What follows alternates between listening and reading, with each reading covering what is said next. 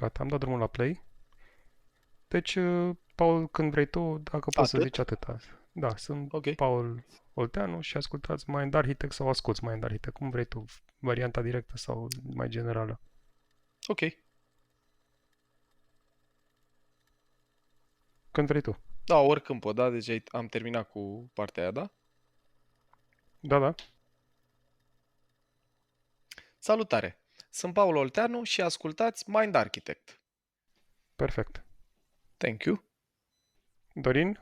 Sunt Dorin Bobe și ascultați Mind Architect cu Paul Olteanu. Sunt Tudor Stoica și ascultați. Perfect. N-am putut să mă abțin. și tu, Tudor, tu zic că ești Dorin. Ca să confuzăm. Facem un NLP. Sunt Dorin Boabeș și asculți Mind Architect cu Paul Olteanu. Salut! Sunt Anca Angel și asculți Mind Architect cu Paul Olteanu.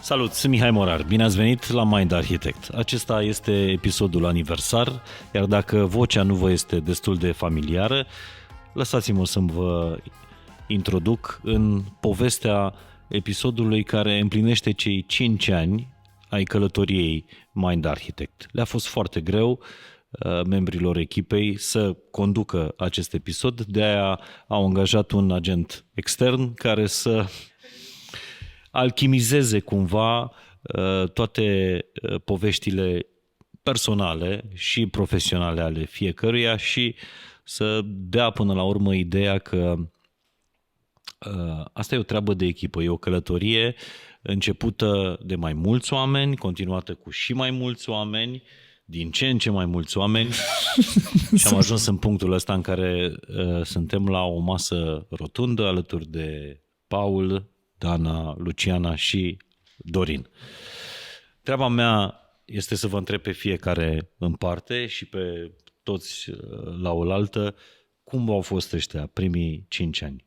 Dacă vreți să spuneți voi mai multe în introducerea acestui episod decât am spus eu, sunteți liberi. Mulțumim că ești cu noi și parte din echipă. Pentru aproape. puțin. Pentru mine Mind Architect e dovada că e greu să anticipezi unde te duce viața. Nu mi-aș fi imaginat vreodată nici impactul, nici echipa, nici așa contextul în care am ajuns și sunt tare recunoscător după ăștia 5 ani că suntem în formula asta împreună și că avem și prieteni cum ești tu și îți mulțumesc că ai acceptat să alchimizezi aici cu noi. Nu e prima noastră interacțiune. Am mai făcut astfel de momente în care ne-am schimbat din fain și simplu în mind și simplu, exact. Din Fine Architect. Mind Architect în Fine Architect și mă bucur că v-am urmărit crescând și mă bucur că sunteți ceea ce se numește un podcast pur sânge, chiar și după 5 ani. Ideea de podcast de la asta a plecat, de la experiență audio, de la episoade care fiecare are rost, de la sezoane și așa mai departe. Puțină lume a făcut asta în România, pentru asta sunt și admirativ, invidios pe ceea ce, dacă există invidie și admirație în același timp, chiar sunt invidios la modul admirativ. Cum v-ați organizat în modul ăsta? Zis organizare, ne-am uitat sincron. Am întrebat-o pe Luciana pentru că Luciana deja are înregistrat un episod care se va difuza în primăvară, ceea ce pentru fain și simplu nu există. Vine cu plusuri și minusuri și asta, Mihai, și îți împărtășesc că și noi încercăm să împrumutăm de la tine lucruri, așa că și noi suntem admirativi și invidioși în același timp. Cum am făcut noi asta a fost că am încercat încă de la începutul podcastului să avem organizat următorul sezon pe măsură ce îl desfășuram pe unul. De obicei facem asta având predictibilitate asupra întregului an. Pe Paul l-ați auzit de multe ori spunând că el știa ce face în fiecare zi în fiecare oră din fiecare zi a următorului an și Mind Architect era parte din această formă de certitudine. E un lucru care cred că a ajutat mult în a putea să ne păstrăm formatul, în a avea predictibilitate asupra temelor pe care le înregistrăm, în a putea să construim sezoane care au un concept umbrelă de la un capăt la altul. E în același timp și ceva ce cred că pe alocuri poate să fie obositor și care vine și cu niște rigiditate la pachet și asta e ceva ce eu personal resimt din ce în ce mai mult. Știu că și Paul îmi împărtășește ideea asta, că e cel puțin pentru mine e un punct în care eu simt să fac mult mai mult chestii de care am chef și asta înseamnă să am spațiu, să am chef de ele și mai înseamnă și să nu avem deja înregistrat tot sezonul următor, că dacă e deja înregistrat, ce o să fac? Mă apuc să reînregistrez un episod doar pentru că mi-a mai venit mie o idee și e ceva ce în momentul ăsta încercăm în mod activ să reînvățăm, cum să facem lucrurile poate într-un echilibru dintre dacă structura vrei, poți să vii la Fain și Simplu oricând să ai libertatea asta. Povestiți-mi despre primul sezon. Cum l-ați structurat? Dacă mai țineți minte, ne întoarcem 5 ani mai devreme. Primul sezon a fost cumva pe haiducie. Apropo de organizare, n-aveam. Înregistram. Nu aveam. Înregistram de unde puteam, când puteam. Țin minte că erai prin Chișinău la un moment dat, da. Eu prin Brașov. A pornit dintr-o idee, hai să facem, adică doar ideea a fost, organizarea și felul în care să ne desfășurăm a venit pe parcurs. Cred că ideea inițială a fost să ducem niște cunoștințe către foștii participanți pe la cursuri, că de aici porniserăm, da? Da. Și făcuserăm un pic de studiu înainte, adică știam ce e podcasting, încercam să și structurăm episoadele, să avem, nu știu, o jumătate de oră, să aibă o introducere, un final. Erau totdeauna la început. Da, jumătate de oră. Da, cu jumătate de oră. Sunt curios cum arătai tu înainte de Mind Architect. Tu erai într-un moment în care lucrai singur. Erai tu ce întrai, tu dai cu capul, erai tu cu tine, o echipă, da. Făceai traininguri în corporații, îți mergea foarte bine, aveai un program super încărcat. Cum a fost ciocnirea asta cu realitatea muncii cu o echipă? Noi am avut aniversarea pe 1 noiembrie, chiar în camera asta. Ne-am adunat cu prieteni ai Mind Architect și e momentul în care mi-a venit și atunci să plâng când am vorbit cu oamenii din sală. Asta pe de o parte. Pe de altă parte, pentru mine, proiectul ăsta a fost transformațional pentru că m-a ajutat, a fost terapeutic și cred că e încă terapeutic pentru că m-a ajutat să mă simt mai puțin singur. Și e încă o temă în lucru, după cum probabil simțiți, dar cum ziceam și în începutul clipului, pentru care, Vlad, îți mulțumesc încă o dată, nu zic doar în public chestia asta, că fără oamenii ăștia și fără omul ăsta și fără Anca, care nu e în seara asta cu noi, dar sper să ajungă mesajul ăsta la ea, și fără toți oamenii pe care nu-i vedeți și nu-i auziți, proiectul ăsta n-ar fi fost posibil și a fost terapeutic și pentru oamenii care îl fac. Păi, pentru mine a fost o transformare profesională care a fost vindecătoare în planul personal. Întâlnirea asta cu oamenii ăștia, pentru că eu am împărtășit asta în sezonul 10 din Mind Architect, dar am venit dintr-un fundal din ăsta psihologic, cu stil de atașament evitant, cu sentimentul ăsta că mai degrabă trebuie să mă bazez doar pe mine, că prețuiam independența mai mult decât conexiunea. Pentru mine era mai important să am libertate decât să fim împreună. Și lucrul ăsta a ajutat până la un punct, în sensul în care mi-aduc aminte că, de pildă, am avut la un moment dat un parteneriat într-o firmă de training cu un foarte bun prieten. Noi aveam cifre de afaceri similare, dar el avea vreo 5 angajați și eu eram singur. Eu făceam singur ce el făcea cu 5 oameni. Și la momentul ăla mi se părea că ăsta e un feature, nu un bug. Mi se părea că e un lucru bun, că uite, eu reușesc singur să fac toate lucrurile astea, eu facturez, eu ofertez, eu livrez, eu trimit materiale, eu dau mail-urile, eu fac tot. Uitându-mă înapoi, Cred că m-a ajutat că am făcut asta între 20 și 30, când efectiv aveam fizic mai multă energie, pentru că dacă mi-aș imagina să trăiesc cum am trăit între 20 și 30 de ani acum, cred că aș muri fizic. Apariția oamenilor ăstora în viața mea a fost mai întâi așa, am testat apa cu degetul inițial, în sensul care am zis, păi, e un proiect, e un hobby, podcastul ăsta, dacă nu ne place, îl continuăm, dacă nu ne place, ne oprim. Văzând și reacția publicului, dar și cum mergea colaborarea între mine, Anca, Tudor și Dorin, ei au fost primii 4, noi am fost primii 4, totul mergea foarte uns. Adică de la cum făceam documentările, cum intram, ne și distram în momentul în care intram în înregistrări și am început încet să simt, că se poate și împreună.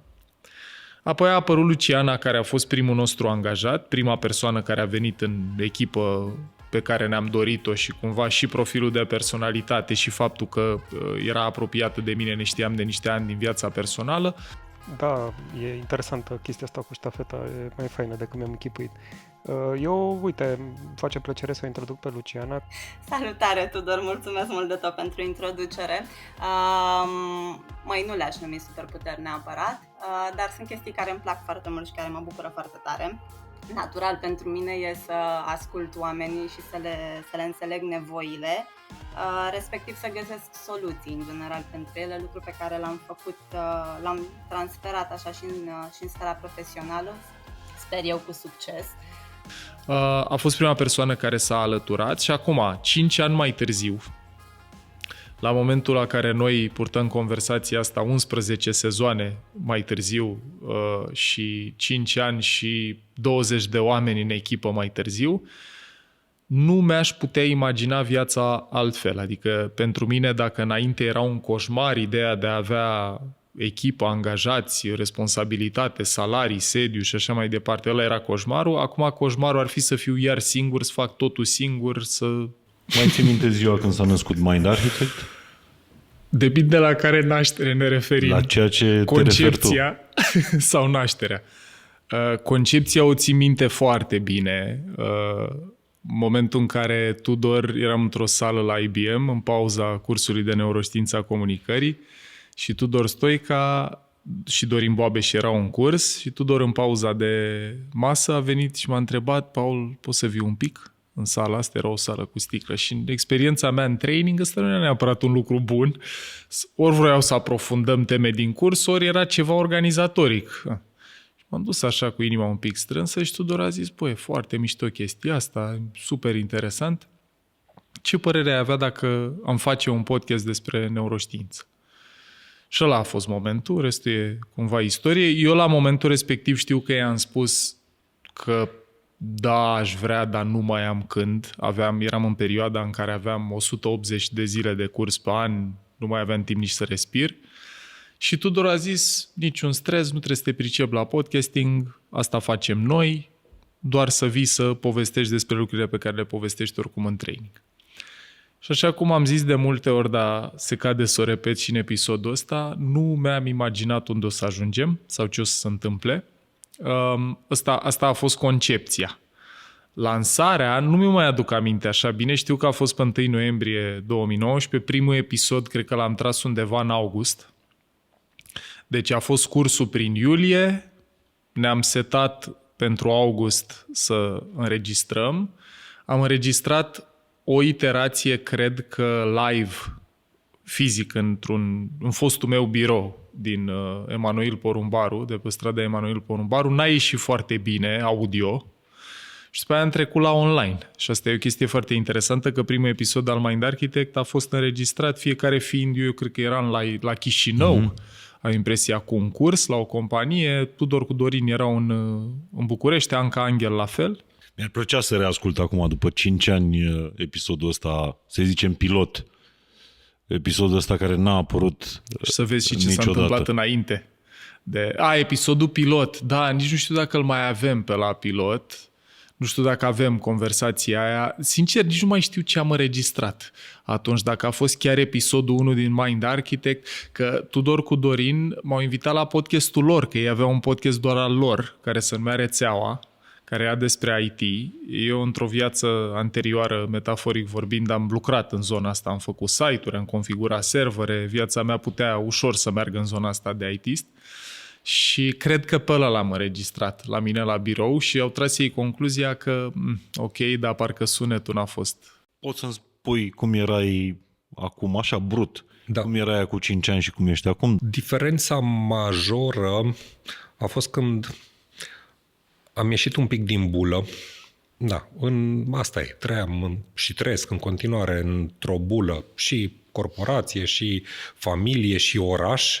Și în momentul în care am ajuns împreună cu Paul și cu Mind Architect și am început să cunosc medii noi, am ajuns cu cunoașterea asta pe care noi o împărțim și la alți oameni, am descoperit și alte medii și alte bule. Și pe mine asta m-a ajutat să înțeleg perspective diferite. Deci unul și cel mai important pentru mine a fost concret, mi-am schimbat perspectiva, felul în care mă uit la lucruri. Și cred că asta a fost, cum ziceam, definitoriu așa în tot. Dar e complicat pentru oameni ajunși în anumite funcții, la o anumită vârstă, cum era cazul tău, să mai deschidă urechile și să asculte oameni mai tineri care nu au trecut prin evenimentele prin care ai trecut tu, de exemplu. Adică asta mi se pare rar în relația asta, că l-ai lăsat pe unul mai tânăr și mai neexperimentat decât tine să schimbe viața. Ceea ce a fost pentru prima dată în existența mea, Mihai. Eu trăiam cu convingerea că am multe de învățat de la oameni mai experimentați decât mine și întotdeauna am avut dificultatea asta, uite, și în mediul corporate în care am lucrat, îmi găseam și îmi căutam mentori sau oameni de la care să învăț, care să aibă mai multă experiență și implicit mai multă vârstă decât mine. Aveam și reținerea asta de la oameni mai tineri, poate și bias din ăsta generațional, nu știu, le aveam. Însă Paul e cu 17 ani mai tânăr decât mine și am îmbrățișat din prima cunoaștere de la el. Și mi-a schimbat perspectiva, că odată cu el a apărut și în ecosistemul nostru și prin preajma mea au apărut oameni tineri. Cum a fost trecerea asta de la... De la ascultător la membru. Da. Nu mi-am imaginat, în primul rând. Ascultam și rezonam foarte mult. Ce s-a întâmplat este că între timp am reușit să fac și eu cursul de PCM cu Paul și îmi plăcea atât de mult ceea ce gândeam eu la momentul respectiv că se poate realiza așa într-un mod mare. Dar extins. când a venit Dorin prima oară, când mi-a povestit că a venit la tine și la Dani și v-a zis trebuie să-l cunoașteți pe Paul, trebuie să faceți cursul ăsta. Păi prima dată Care mi-a a fost zis, reacția ta? ia și fă test. Am zis ok. Nu eram neapărat în cea mai bună perioadă a relației noastre. L-am făcut. Trebuie să mergi la curs. Ce ți-a ieșit la test? La test, nu știam eu atunci ce înseamnă baza Harmonizer, dar știu că Dorin m-a luat în brațe și a zis ok, avem lucruri în comun. Și cam de acolo, de la entuziasmul lui,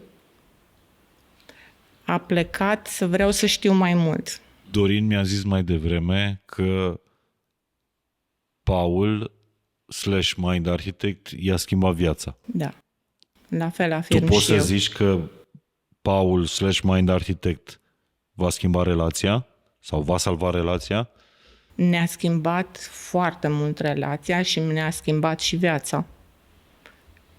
Mă refer și la familie, nu doar profesional. Da, și a fost, cred că, unul dintre cele mai mari momente de cotitură din viața mea. Dar momentul în care Mind Architect a devenit cu o adevărată organizație organizată. Așa. Ca orice business. Care a fost ăla? Și ce rol ai avut în toată organizația asta? Poate lumea știe mai puțin. Eu mi-aduc și aminte și acum că eram în primăvara lui 2020.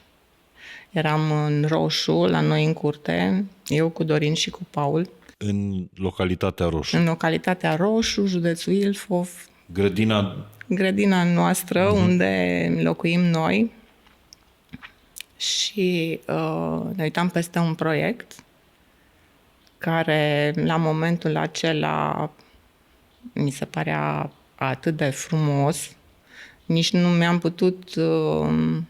m-am putut gândi de fapt că el va fi atât de mare. Dar pentru mine am văzut sensul. Și mi-aduc aminte energia care a fost atunci la noi. Mi-aduc aminte că erau niște sentimente așa încărcate de bucurie, de entuziasm, de hai să începem și Cine hai să era în facem. grădina casei voastre de la Roșu atunci? Tu, Dorin? Eu, Dorin și cu Paul. Ok, și asta se întâmpla În 2020, în primăvară. Deci după primele două sau trei sezoane de podcast, da. Și atunci ați organizat. Mai ții minte o idee pe care ați avut-o atunci și pe care ați pus-o în practică și cumva a transformat Mind Architect în ceea ce este astăzi? Da, mi-aduc ideea că merită să putem mișca măcar câțiva oameni și merită ca Paul să poată să aibă ocazia să împărtășească cunoștințele lui, mai ales că pe mine m-a impresionat foarte mult el ca și abilități, ca și cunoaștere și a modului de a transmite și eram ferm convinsă că trebuie să se întâmple ceva, să se poate schimba ceva și că se face mult bine. Și mi-aduc aminte că am zis că atâta vreme cât podcastul va fi gratuit, eu o să fiu prezentă cu tot ce pot ca să contribui. Tu ai intrat cu vocea în Mind Architect în sezonul 4. Da. Paul, o să te rog să-mi dai voie să introduc eu pe următorul membru al echipei. Dana, bine ai venit în echipa Mind Architect. Spune-ne, te rog, DC-ul tău. Salutare tuturor! În primul rând, mie mi-a plăcut foarte mult faptul că Paul a acceptat propunerea lui Dorin și a lui Tudor de a crea acest podcast. Cum a fost prima înregistrare? Jale, plină de emoții, plină de pahare de apă. Mi-era teamă să nu se întrerupă din cauza mea, să nu spun vreo prostie sau că poate nu spun ceva relevant. Dar acolo a venit foarte mișto Paul și mi-a zis, ok, trebuie să înveți și asta. Nu mai aștepta să-ți lăsăm noi loc sau să-ți oferim. Când ai ceva de zis, spune. Nu s-a întâmplat imediat, dar... Și personal, cum era Luciana cu 5 ani? Era un om... Cum ai descrie în 3-4 cuvinte așa?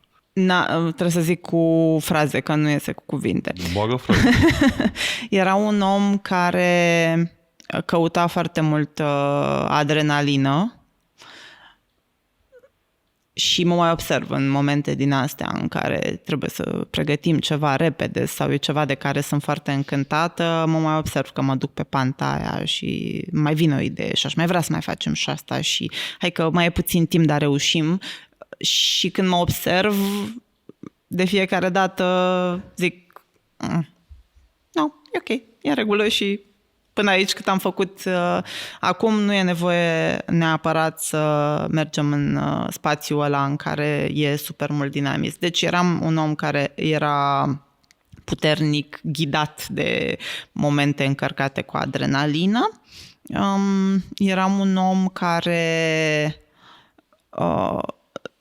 nu se odihnea sau nu prioritiza odihna și care, deși din fericire, și le mulțumesc tuturor oamenilor care sunt în relații pe termen lung cu mine, fie ele de cuplu sau de altfel, chiar dacă eram înconjurată de oameni care în continuare sunt oameni foarte apropiați, petreceam mult mai puțin timp decât o fac acum cu ei. Astea cred că sunt... Deși ești mult mai ocupată acum decât erai cu 5 ani. Discutabil. Cred că... Adică faci mai multe lucruri. Cred că fac mai multe lucruri care sunt importante pentru mine, dar cu mai puțin... Cu mai multă fermitate legat de când am nevoie să mă opresc. Îmi place să navighez așa printre poveștile fiecăruia și să compunem puzzle-ul ăsta final. Eram curios în cazul tău, tu când ai auzit prima oară de Mind Architect? Am auzit prima oară, cred că undeva la final de 2019, când doar ce lansaseră. Nu-l ascultam încă, nu eram ascultător Mind, dar eram prietenă cu Paul și cu Alexandra și asta mă făcea să fiu în proximitatea proiectului într-un fel sau altul. Deci atunci am auzit că se întâmplă chestia asta, când nu reprezenta încă un proiect de amploare. În timpul ascultării unui episod, în acea perioadă, 2019-2020, ți-a trecut măcar așa un pic prin minte ideea, oare o să lucrez vreodată și o să vorbesc și eu în episoadele astea de Mind Architect? Nu, pe scurt. Nu.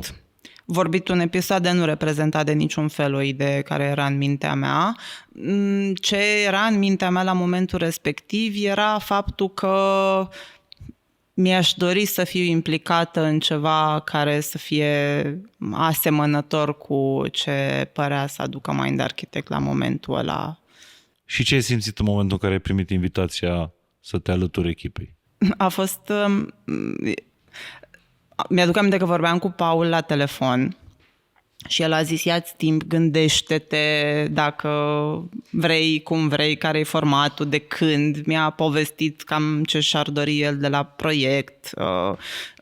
Mi-a povestit faptul că își dorește să fie o colaborare cel puțin pe termen mediu, ca să avem o formă de predictibilitate și de stabilitate, să nu schimbăm foarte des oamenii din echipă, că practic atunci începea să se formeze echipa. Și mi-aduc aminte că chiar am făcut asta, m-am gândit când ar fi cel mai potrivit pentru mine să mă alătur echipei, cu ce fel de volum de muncă, dar de simțit mi-era foarte clar că o să merg cu asta și ceva ce Dana mi-a spus mult mai târziu, și anume că pentru ea a fost surprinzător că eu am spus da cu atât de mare ușurință, pentru că în mintea ei era un risc pe care ni-l asumam cu toții, să intrăm în proiectul ăsta și să vedem încotro o să ducă. Pentru mine nu s-a simțit pentru niciun moment așa. Dar care a fost primul tău rol în Mind Architect? Cel pe care l-am și în momentul ăsta, și anume ăla de project management. El s-a extins în timp pentru că proiectul s-a extins și atunci a început să aibă... De fapt, cred că ce a fost nou după partea de început, că de intrat cu vocea în episoade am început să intru de la început, de făcut project management făceam încă de la început. Cred că elementul cel mai mare care a fost nou a fost componenta de people management, de care eu am fugit. Am zis, nu-mi trebuie, mulțumesc. Deschideam laptopul și mi-aduc aminte că Vlad, care în spatele camerelor mai intra în birou să vorbească cu mine și îmi dădeam seama că era bariera asta fizică, ecranul laptopului meu care se afla între mine și el, dar eu în momentul ăla doream foarte tare să nu trebuiască să fac și people management, să nu trebuiască să ne ocupăm noi de sarcinile noastre, de ce deadline-uri avem de îndeplinit și să nu fie nevoie neapărat să dăm timp și în direcția părții astea mai umane. mare parte și pentru că era foarte mult volum de muncă la momentul ăla și nu simțeam că aș putea să mai gestionez. Dar momentul în care ați botezat proiectul ăsta Mind Architect, ți-l mai amintești și cine a fost nașul de botez? Ca și în cazul copiilor, au fost mai multe variante.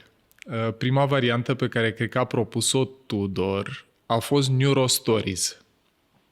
Povești despre neuroștiință cumva. Și eu acolo am simțit, ca să folosesc verbul care ne e nouă drag, am simțit că parcă nu e exact ce simt eu că ar fi podcastul ăsta și mie mi-a venit Mind Architect ca nume. Nu mai știu să spun exact dacă a fost un proces mai elaborat sau dacă a fost chiar primul lucru pe care l-am spus, primul nume care mi-a venit. Pentru mine numele ăsta sintetiza și faptul că e despre a avea control pe a-ți construi propria arhitectură a vieții interioare.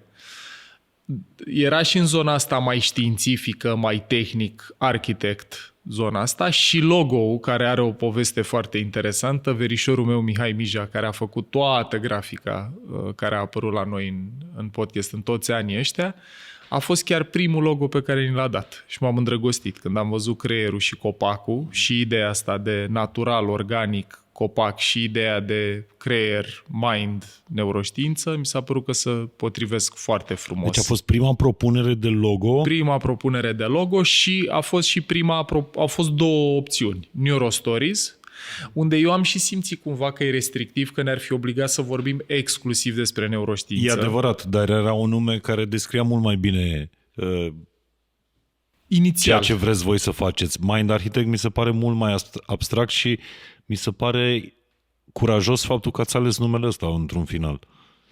A fost foarte mult și pe feeling, cumva. Eu când l-am propus, și Dorin, și Anca, și Tudor au zis da, this is it. Am luat domeniu, am văzut că e domeniu liber, s-a potrivit și logo. Fost culmea. Well, cred că am cumpărat și Neurostories, nu știu dacă mai există sau nu, dacă l-am luat și pe ăsta atunci.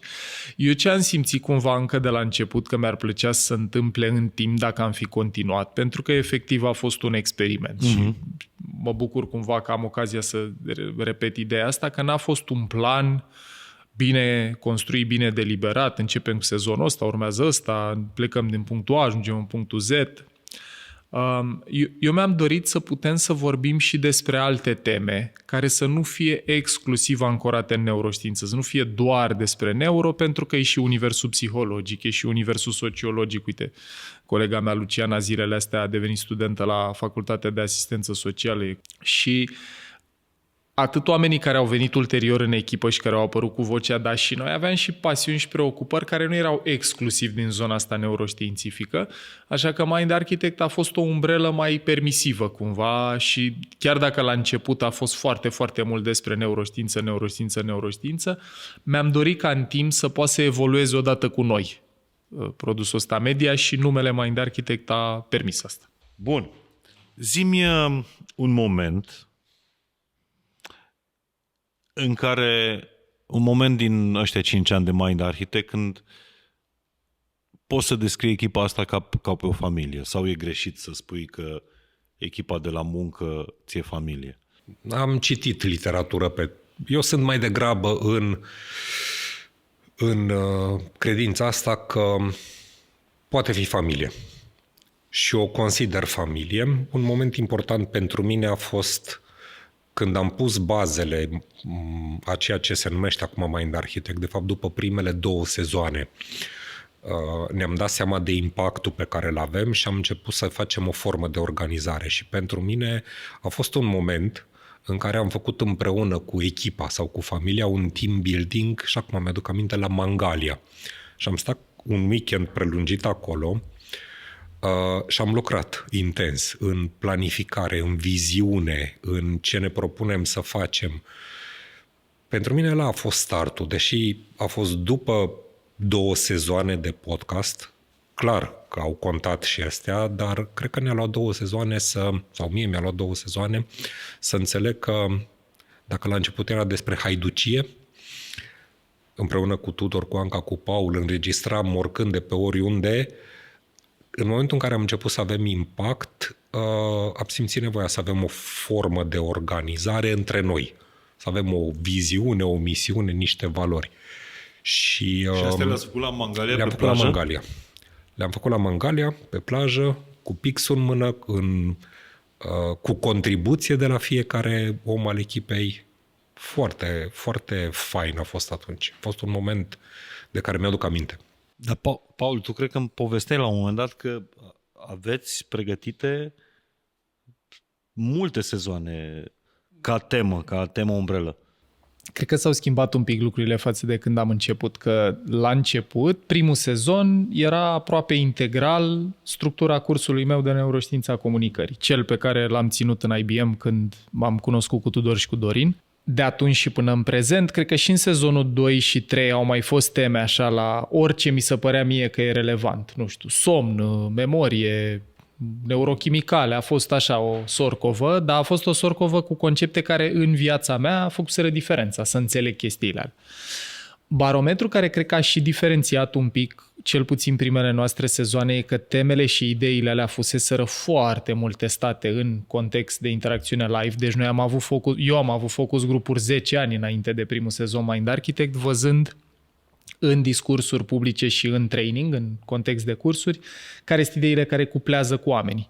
Mi-aduc aminte că avem episodul ăla cu de ce s-apucă copiii de fumat, unde metafora aia era o idee pe care o împărtășeam la cursul de neuroștiința comunicării, care combina sisteme decizionale, călăreț, elefant, neurochimicale, memorie și în metafora aia pe care eu o tot povesteam în cursuri era așa, rezumatul celor mai importante teme. De la început și până în prezent, ce încercăm, sau eu cel puțin cum mă uit la asta, e că încerc să găsesc teme care sunt relevante și prezente pentru noi ca echipă, construind și pe ce spunea Luciana, încercăm să vedem și ce mai e relevant pentru noi zilele astea. Că uite, la mine după 5 ani de Mind Architect, sunt semnificativ mai puțin preocupat de zona asta de vindecare, întuneric, terapie, traumă, față de cum eram acum 5 ani, pentru că eu simt că sunt în alt moment al vieții mele, unde energia, preocuparea mea mentală merge mult mai mult în construcție, lumină, vitalitate, energie, decât unde eram acum 5 ani. Și pentru mine asta e important, să avem planificare și predictibilitate, cum vorbeam mai devreme, dar să fie conectată la lucruri care chiar contează pentru noi. Dacă pentru mine contează, de pildă, tema asta puternic zilele astea, orientării vocaționale, că mi se pare că, ok, de vindecat, poate unii dintre noi am înțeles cum să ne vindecăm, suntem angajați în procese de terapie personală sau de lucru cu sinele, dar după ce ne-am vindecat, petrecem 8-10 ore pe zi făcând ceva și pentru mulți dintre noi ce facem zilnic e complet dezaliniat de la puncte forte, pasiuni, valori, motivații. Așa că 5 ani, Paul din 2024 versus Paul din 2019 are mult mai multă preocupare pentru altfel de teme pe care le propun colegilor mei, facem liste. Ce te preocupa cu 5 ani sau ce te fascina cu 5 ani și ce te preocupă acum? Pe ideea asta că suntem diferiți, în primul rând conștientizăm că suntem diferiți, că ne știm profile de personalitate, tipare de gândire și asta e minunat. Adesea glumim că ar trebui să dăm record la episoade înainte, să dăm record la episoade, că noi înregistrăm episoade de o oră înainte. Doar discutând înainte ca să ne putem alinia, pentru că suntem diferiți. Păi să spuneți că să dau record. Da, exact. Așa cum spuneai și tu, sunt psihoterapeut specializat în Gestalt și psihotraumatologie, iar anul trecut mi-am dorit să obțin și certificarea pentru coaching. Bun, guys, păi declar sezonul închis. Eu visez de mulți ani să fi putut pune într-o formă forwardabilă tot conținutul ăsta și mi se pare și la mine e fix la fel, e mult mai bine decât îmi imaginam și că suntem împreună în toată povestea asta și reușim să aducem cu întrebări, cu exemple de colo, dar și tot ajutorul pe care mi-l dați, n-aș fi fost în stare să fac producția asta singur, no way. E pasiune, Paul, și e și plăcerea noastră. Mă bucur din suflet. Și am învățat o grămadă de lucruri aici pe lângă. Asta mi se pare cel mai mișto, că putem să și dezbatem, să învățăm. Da, asta mi se pare cel mai mișto. Că e folositor așa și ne dă cărbun pentru turul 2. La început înțeleg că editai audio episoadele de Mind Architect. Da. Cam cât petreceai după o înregistrare? Practic deschideai sesiunea audio și trebuia să livrezi pe platformele de podcasting episodul Boboc, curat. Cât petreceai pentru o jumătate de oră de episod audio? Vreau să completez puțin că și participam la înregistrare, deci de la sezonul 3 participam și ascultam.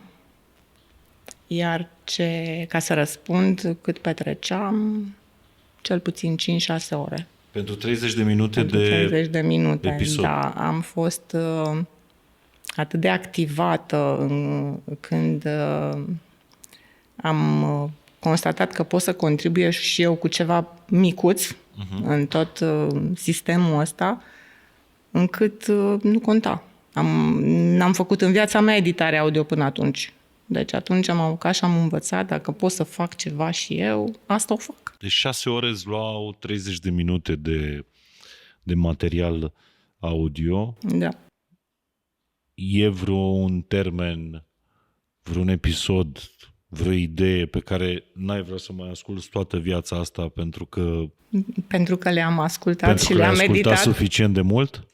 Nu există și în continuare la drumuri încă noi reascultăm din episoade și vedem perspective diferite și le analizăm. Deci, odată primul lucru este că auzeam ce vorbeau ei și în timp ce se făcea înregistrarea, eu îmi notam. Îmi luam notițe, după care, ascultând de atâtea ori, clar rămâneam cu ceva.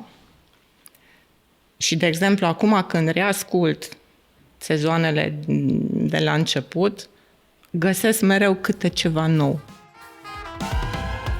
Salutare tuturor!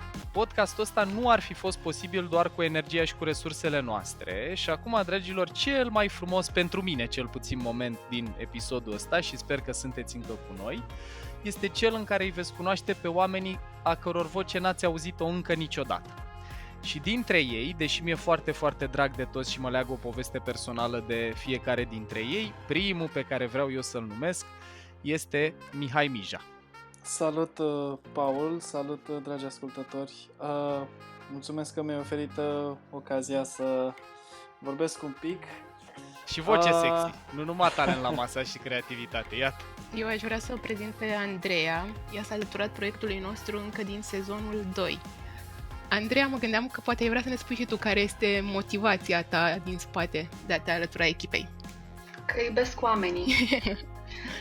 Și după 6 luni am ajuns să vă iubesc foarte mult pe voi și ceea ce faceți.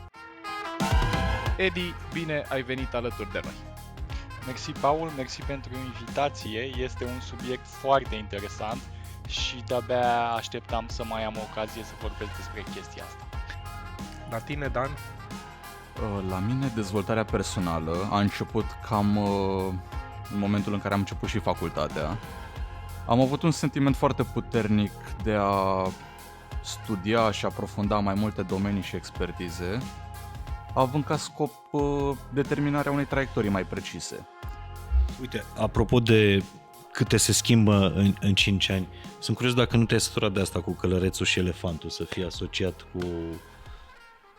Nu simt că mai e principalul lucru care mă asociază oamenii. Cred că în primele 2-3 sezoane, da.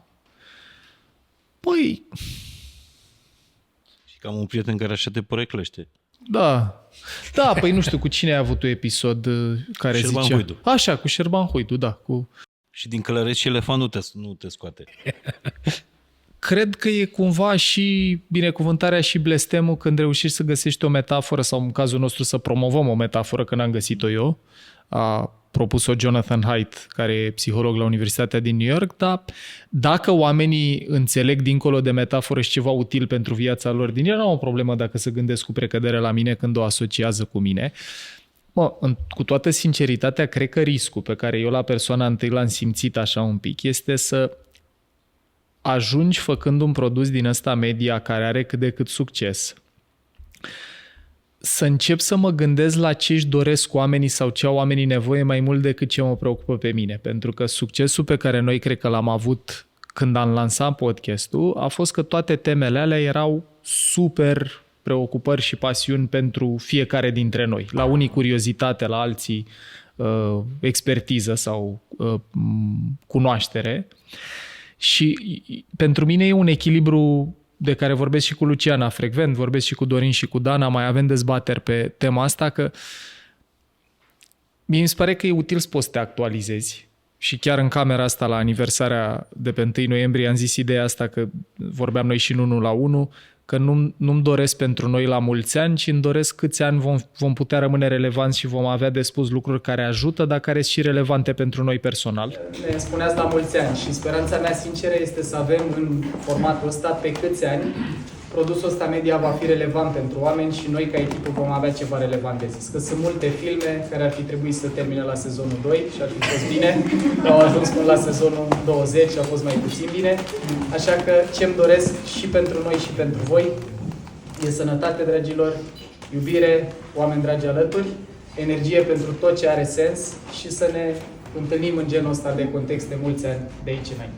Dar dacă ar fi să faci un update la Călăreț și Elefant, care ar fi conceptul care ți-ai dori să fie atât de popular cum a fost sau cum e ăsta cu Călărețul și Elefant? Nu știu dacă am unul anume. Cred că ăsta e și riscul cumva, știi, să promovezi un concept cum noi am avut multe sezoane strict în jurul ăstuia, unde foloseam foarte mult metafora, de natură că oamenii care ascultă 1-2 episoade cred că tot ce zicem acolo e despre asta. Ăsta cred că e și riscul, pentru că dacă cineva chiar ascultă Mind Architect în toți ăștia 5 ani și nu zic să asculte fiecare episod, că sunt multe, dar ascultă episoade din fiecare sezon, n-are cum să nu observe complexitatea cu care vorbim despre lucruri, nuanțele, că ideea de călăreț, elefant sau creier triun e o metaforă. Într-un fel m-a și amuzat asta când mai am citit critici din asta, nu e adevărat, nu mai e corect, cred că și Dragoș Pătraru, cred că într-o discuție cu tine spunea că nu e tocmai așa, că e cu creierul, cu cimpanzeu, că el are altă metaforă. Astea toate sunt metafore. Și dacă asculți mai mult de 2 episoade de la noi, te prinzi că sunt metafore, că vorbim despre ele ca metafore. E adevărat, dar dacă n-ar fi fost asta cu Călărețul și Elefantul, da, nu știu care ar fi fost tracțiune, undița cu care i-ați fi prins pe foarte mulți, care apoi s-au scufundat în toată marea asta de cunoaștere pe care ați împrăștiat în toate sezoanele astea și să învețe că e mai mult decât despre Călăreț și Elefant. Da, eu cred că momentul ăsta cu Călărețul și Elefantul trebuie reamintit în episodul aniversar, pentru că din punct de vedere al marketingului mi se pare că cu zero costuri a mers extraordinar. Luciana, ție ce ți se pare că a mai atras lumea în povestea Mind Architect? În afară de informația documentată. Asta e o discuție, mă întorc la ce ai spus mai devreme legat de hook-ul ăsta cu Călărețul și Elefantul. Asta e o discuție pe care noi o avem foarte des, în sensul în care pentru mine e o dilemă puternică unde se găsește spațiul ăsta între marketarea unui produs și livrat un material care să reprezinte o resursă destul de nuanțată încât cei care îl ascultă să nu înțeleagă că așa stau lucrurile și ăla e adevărul absolut, și e ceva ce îți împărtășesc că n-am reușit încă să conchidem de vreun fel și să zicem gata, asta e varianta. Poate că nu o să reușim niciodată, da, exact. Ce simt în momentul ăsta că e relevant pentru Mind Architect și care ar putea să fie o resursă bună și pentru promovarea proiectului și pentru marketarea lui, o reprezintă, de ceva în care noi credem puternic, o reprezintă comunitatea. Apropo de făcut update-uri, și pentru mine e important să putem să ne reactualizăm noi ca indivizi dincolo de reactualizarea proiectului, că probabil că asta vine cel puțin parțial și din cum arătăm noi ca oameni astăzi față de acum niște ani. E relevant și pentru mine să putem să ne reactualizăm și personal, la mine unde s-a făcut cel mai mult trecerea în ultimii 5 ani a fost de la individ cunoaștere de sine, vreau să mă înțeleg pe mine, vreau să mă implic pe mine în procese de dezvoltare și vindecare și așa mai departe, la ce anume se întâmplă când mai mulți indivizi care au preocuparea asta vin împreună și cum putem să construim pentru colectiv mai degrabă decât pentru fiecare dintre noi în parte. E interesant ceea ce spui și o să vreau să vă întreb pe fiecare dacă e un concept, apropo de walk the talk, ce am vorbit în conversația cu tine, Paul, e un concept foarte important din astea 11 sezoane pe care l-ați aplicat și ați îndrumat pe oameni să o facă. E ceea ce Paul, de fapt, e o intersecție a două concepte. Unul este ceea ce Paul a numit în repetate rânduri desenul cu capul. Deci dacă vrem o a doua exprimare, o a doua expresie Asta lângă călăresc și intern. elefant este desenul cu capul, care e practic o reprezentare vizuală a felului în care se formează percepția și acum ajungem să ne construim reprezentările interne asupra a ceea ce se întâmplă în exteriorul nostru. Pentru mine ăsta a fost un concept extrem de relevant pentru că m-a adus în spațiu în care să pot să înțeleg și să trăiesc și să simt că ce e în interiorul meu este doar în interiorul meu și că la fel cum capul tău este foarte opac și al meu este la fel de opac și dacă vrem să purtăm o conversație în care să avem șanse minime ca cel puțin parțial să vorbim despre aceleași lucruri, e nevoie să ne oferim vizibilitate unul altuia la ce se întâmplă în interiorul nostru. E fain asta, să-mi zici la ce sezon să mergi și la ce episod. Sezonul 1, episodul filtre. Da, e chiar în sezonul 1 discutat ăsta, se numește De ce oamenii nu văd lumea așa cum e, ci așa cum sunt ei. E între primele, dar mai e o variantă mai lungă a lui, un episod pe YouTube, de data asta nu e în podcastul audio, e pe canal pe YouTube la Mind Architect, se numește Cum construiește creierul tău realitatea. Și construiesc pe ce ai zis, Luci, și îți dau microfonul înapoi că ziceai că-s două concepte și la mine. Apropo de idei care mi-aș dori din inimă să ajungă la oameni, este asta a desenului cu capul și anume din ideea aia, care e o idee veche. Ea vine din programare neurolingvistică care vorbește despre faptul că harta nu e teritoriu, adică ce percepi tu nu e realitatea. Mie desenul ăsta îmi place foarte tare și ideea din spate care e susținută de neuroștiință contemporană e că fiecare dintre noi percepem o bucățică de realitate, inputul senzorial, ce vine din exterior, văz, auzi, kinestezie, miros și așa mai departe, care se combină cu tot mindset-ul, valorile, educația, cultura, toată individualitatea noastră, atât genetică, nature, cât și nurture, ce am dobândit.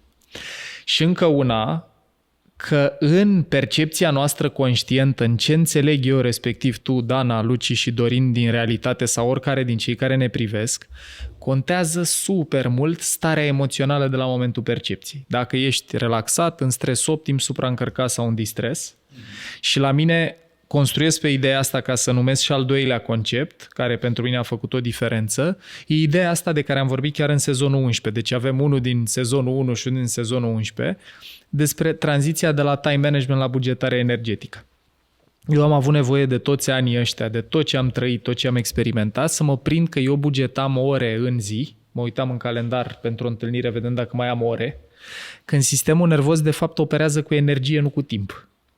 Și una e dacă după conversația noastră eu îmi pun ceva care îmi consumă energie, sunt deja obosit și mă duc la întâlnirea aia care poate contează mult pentru mine cu cea mai proastă versiune a mea, cu o percepție polarizată de faptul că nu mai am energie. Și alta e dacă în fiecare zi, când petrec timp cu partenera de viață, cu colegii, cu un client, mă gândesc, băi, care e cel mai potrivit moment din perspectiva a câtă energie o să am. Am dormit, am făcut mișcare, am mâncat ca lumea sau nu. E o perioadă în care sunt răcit și deci trebuie să țin cont de câtă energie am pentru asta. Pare simplu, dar noi pe pilot automat bugetăm timp. Asta e ce facem. Și pentru mine ideea asta că realitatea nu există și că fiecare operăm cu modelul lui despre realitate e super valoroasă și în comunicare, și în interacțiune, și în vot, că tot în perioada în care înregistrăm urmează alegeri. Plus componenta asta că sistemul nervos nu bugetează timp, ci bugetează energie, sunt alea care pentru mine au făcut super diferență. Acum, Alexandru, Luciana, cine vrea prim? Haide, Alexandru. Aici s-a auzit etajul 2 al Lucianei. Exact. Și etajul 6 al meu. Ia zi, dragule. Eu sunt Thinker, bază. Bun. După care Harmonizer la 2 și Imaginer la 3. Acestea sunt eu cu primele mele 3 etaje. Tudor, aș începe cu următoarea întrebare. De unde până unde trainer de Process Communication Model? Cât așteptam întrebarea asta. Mulțumesc, Dana. În primul rând, eu am pornit de la 2 traininguri pe care Paul le-a avut în organizația în care lucram la momentul respectiv. E vorba de neuroștiința comunicării și de Process Communication Model. Vreau să-mi spuneți cum arată ascultătorul de Mind Architect portretul robot. Cum ți-l imaginezi tu, Paul? Cam știm, avem și niște date în sensul ăsta. Ascultătorul nostru e cu precădere de sex feminin, cred că în proporție de 80%, parcă. Și uite, eu m-aș bucura super mult, strict pe variabila asta, dacă felul în care facem ce facem ar împrieteni și mai mulți bărbați cu subiectul ăsta al cunoașterii de sine, care, dincolo de dificultățile din relații de cuplu, unde sunt multe femei care spun aș vrea și eu un bărbat mai self-aware cu care să pot să vorbesc despre valori, despre viața interioară, cred că ne-ar ajuta mult dacă nu ne-am mai uita la tehnologie ca o preocupare eminamente masculină și la cunoaștere de sine ca una feminină. 1. 2. Sunt oameni care vor să se înțeleagă mai bine, care vor să lucreze cu ei, adică sunt persoane care aleg cumva genul ăsta de conversații cu nuanțe, cum descria Luciana. Sunt și persoane care vor rezolvări rapide, că asta e o dezbatere puternică între noi, cât trebuie să avem tips and tricks, do this, fă așa, și cât trebuie să lăsăm conversații deschise unde nu știm ce să facem, dar uite cum arată paleta de opțiuni. Sunt, cred că 75% din România, 25% sunt români din afara țării, că Mind e exclusiv în limba română, sau mă rog, aproape exclusiv, cu excepția episodului cu Gabor și încă unul, toate au fost făcute în limba română. Și deci un sfert din publicul nostru sunt români din afara țării, apropo de momentul de care îți povesteam în Londra. Dar când ai simțit prima oară recunoaștere publică, după ce Mind Architect devenise cel mai ascultat podcast din România, erau câteva sezoane la rând în care practic ați primit recunoașterea asta a vizualizărilor. Dar efectiv pe stradă, când ai simțit recunoaștere din partea oamenilor? Aia a fost o parte pe care eu n-am putut să o anticipez în niciun fel și a fost foarte frumos, că mie mi-a dat mai ales că știi, am împărtășit și pe scena operei când am vorbit împreună după anul de pauză, că eu am confundat o bună bucată din viață, iubirea cu aprecierea, și aprecierea asta de a mă fi oprit oameni pe stradă să mulțumească. Am trăit niște momente foarte interesante. În Brașov, cred că este orașul unde asta se întâmplă cel mai des. Nu știu de ce, dacă e o chimie între mine și Brașov, dar în București nu mi se întâmplă așa des cum se întâmplă acolo. Am trăit un moment foarte special unde eram în Londra, într-o noapte, la o trecere de pietoni, cu încă 2 persoane, stăteam la semafor și vorbeam. Și cineva s-a oprit, a vorbit în română și a zis: salut, tu ești Paul Olteanu? Da. Eu ascult Mind Architect, mi se pare super fain. Deci ăla a fost un moment unde știu că Edi, că între cele 2 persoane era și Edi, Eduard Dezeanu, Edi a zis: eu uite frate, ești celebru. Nu știu ce, cum vorbește asta Edi. La cât timp după lansarea podcastului? 2020, cam 2021? În primul an sau al doilea după. Deci ori 2020, nu 20, că a fost pandemie, cred că în 2021. Și mă bucur că am putut rămâne aproape de ei și uite, ăsta e un feedback care pe mine m-a bucurat și mă și emoționează, că sunt oameni care spun, evident că înțeleg engleză trăind de mult timp în afara României, dar faptul că aud ideile astea prezentate în limba mea mă ajută mult și că au particularitatea, amprenta culturală a țării din care vin. Luci, dacă vrei să completezi la portretul publicului, că mai știi și tu date. Aș mai completa doar cu o idee din comunitatea premium, dintre membrii care sunt abonați în platformă și cu care noi ne și întâlnim periodic. Și acolo ce aș mai completa e o formă de... Pentru că la comunitatea extinsă nu știu, nu am informații legate de asta, nu zic că nu ar exista. E o formă de autonomie în învățare și de claritate sau nevoie de a obține claritate pe care sunt temele pe care vreau să le explorez pe mai departe, cu ce anume sunt eu conectat în momentul ăsta și ce e relevant pentru mine să învăț acum. Dacă ai alege o idee care a făcut diferența pentru tine, care ar fi aceea? Bă, acum nu știu sigur dacă vreau să o zic chiar pe aia sau nu, că e vulnerabilitate mare. Este acela că mi-am dat seama că pot să fac lucruri mult mai mari și să am încredere în mine. Mi-am dat seama că pot să mă înțeleg și că nu totul ține doar de noroc, cât și de ceea ce faci în timpul tău liber. Aș vorbi doar în două molecule care pentru mine sunt foarte importante.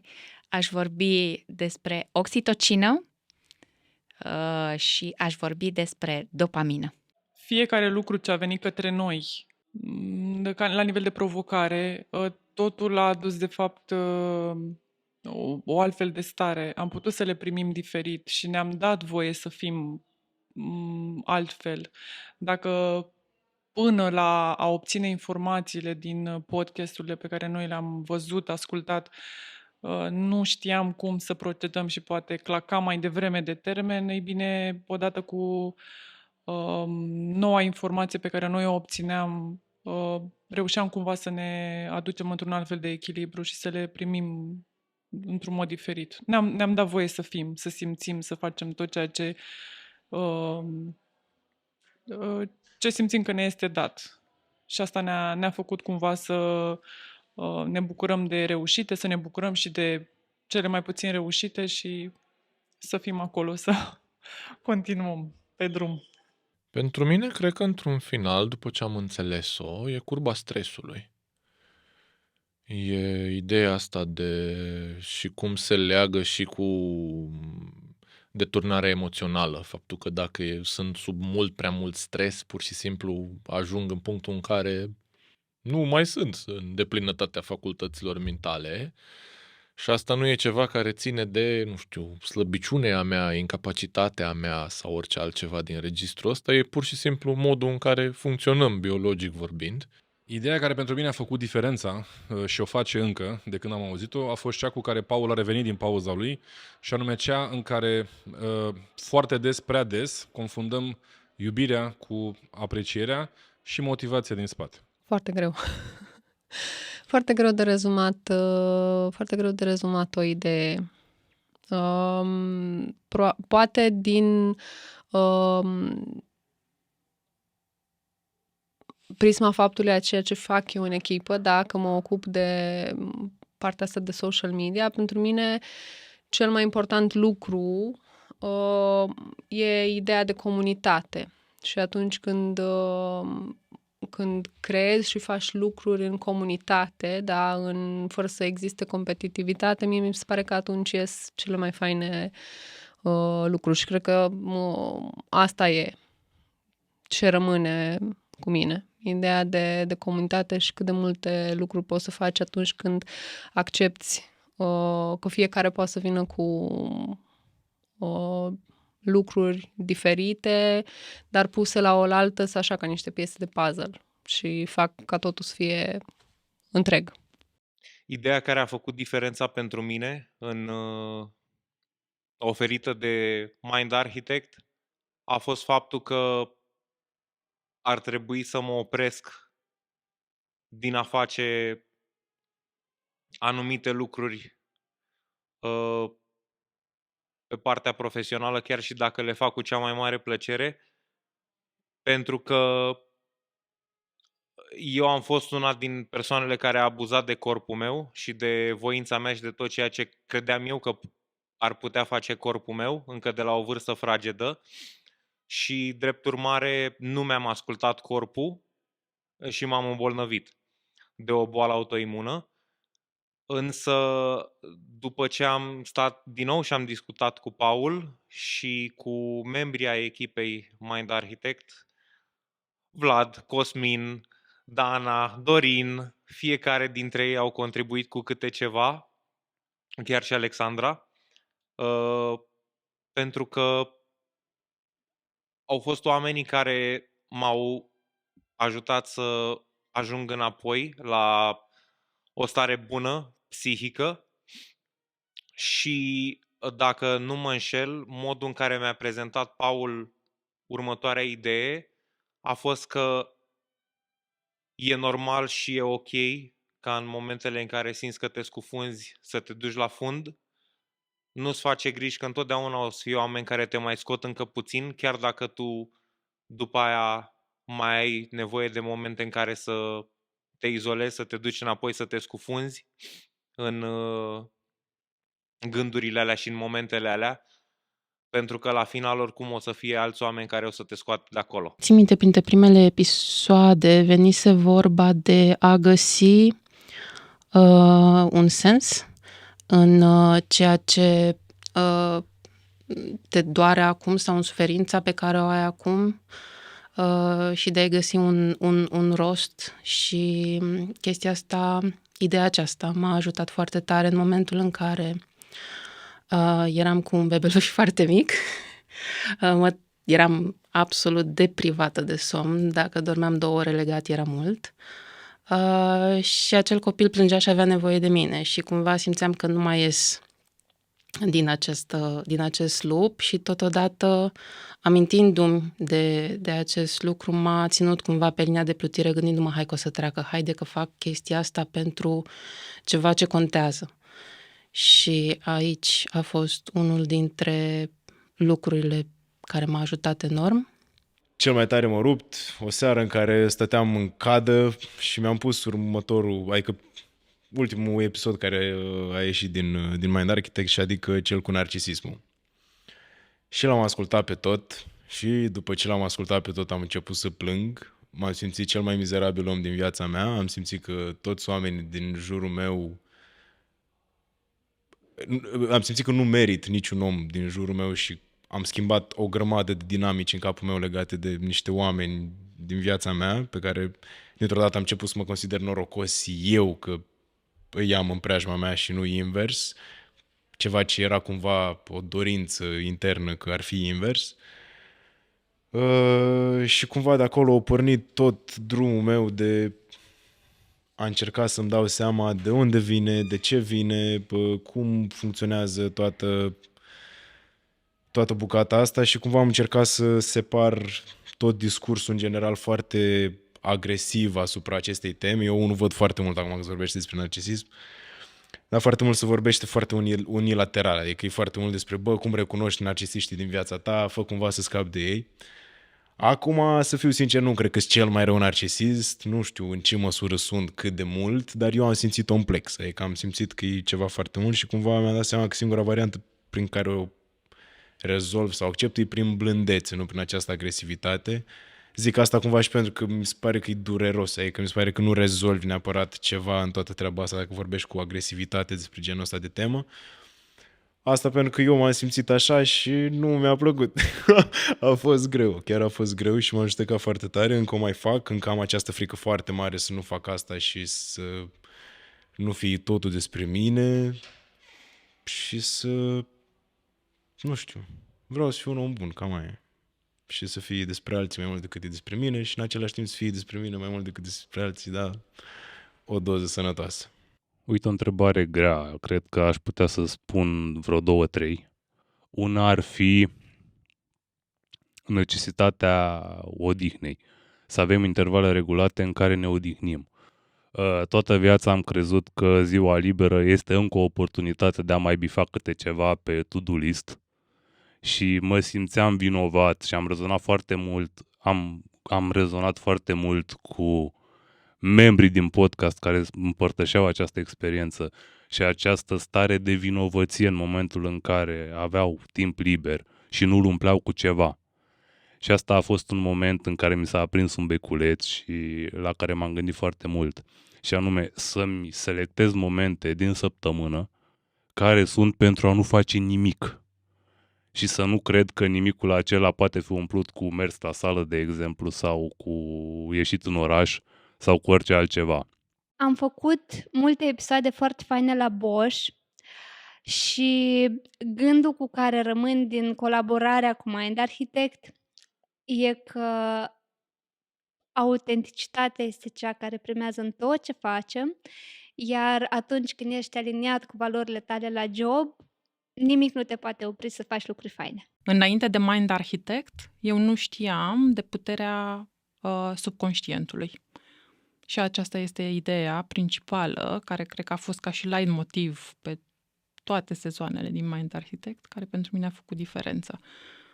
Odată cu Mind Architect am început să mă gândesc la ce nu mă gândesc de fapt. Una dintre cele recente, cea de pauză, clar.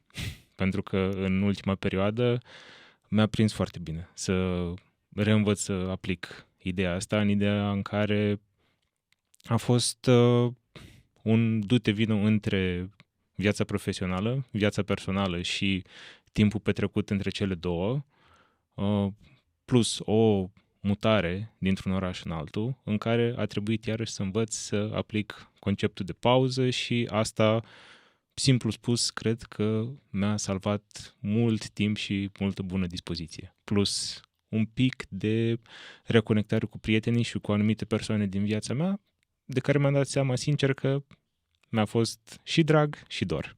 Deci, mulțumesc pauzelor. Un gând care a rămas cu mine tot timpul și cumva îl folosesc în orice situație mai diferită sau mai complicată, este faptul că atunci când nu-mi place de mine și ce am făcut, cum am purtat, mă gândesc că nu sunt eu de vină, ci este elefantul din mine și mi-aduc aminte că de fapt e greu de controlat și îmi promit că poate mâine o să-l controlez mai bine. Cred că cea mai tare învățătură pe care am luat-o cu mine și o folosesc aproape în fiecare zi este să faci ce este în controlul tău. Vreau să zic eu două gânduri, că mă uitam și la noi patru.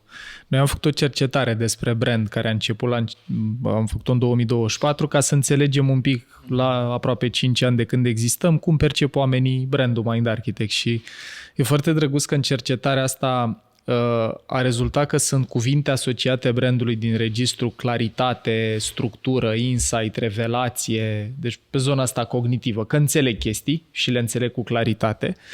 Dar ce ne-au spus oamenii care am făcut cercetarea, ceea ce noi nu ziceam despre noi neapărat, și cred că aici e contribuția mult a Danei și a lui Dorin, e că e și multă energie din registru, empatie, compasiune, simt că oamenilor ăstora nu doar că îmi aduc claritate, dar le și pasă de mine la nivel personal. Și mă bucur cumva că, deși noi nu ne întâlnim cu marea majoritate a oamenilor, ne întâlnim cu cei care sunt abonați în premium de mai multe ori pe an online și cel puțin o dată live, dar mă bucur că și în rândul celor care doar ascultă apare percepția asta că, băi, nu doar că vor să mă ajute să înțeleg lucruri, dar le și pasă de mine.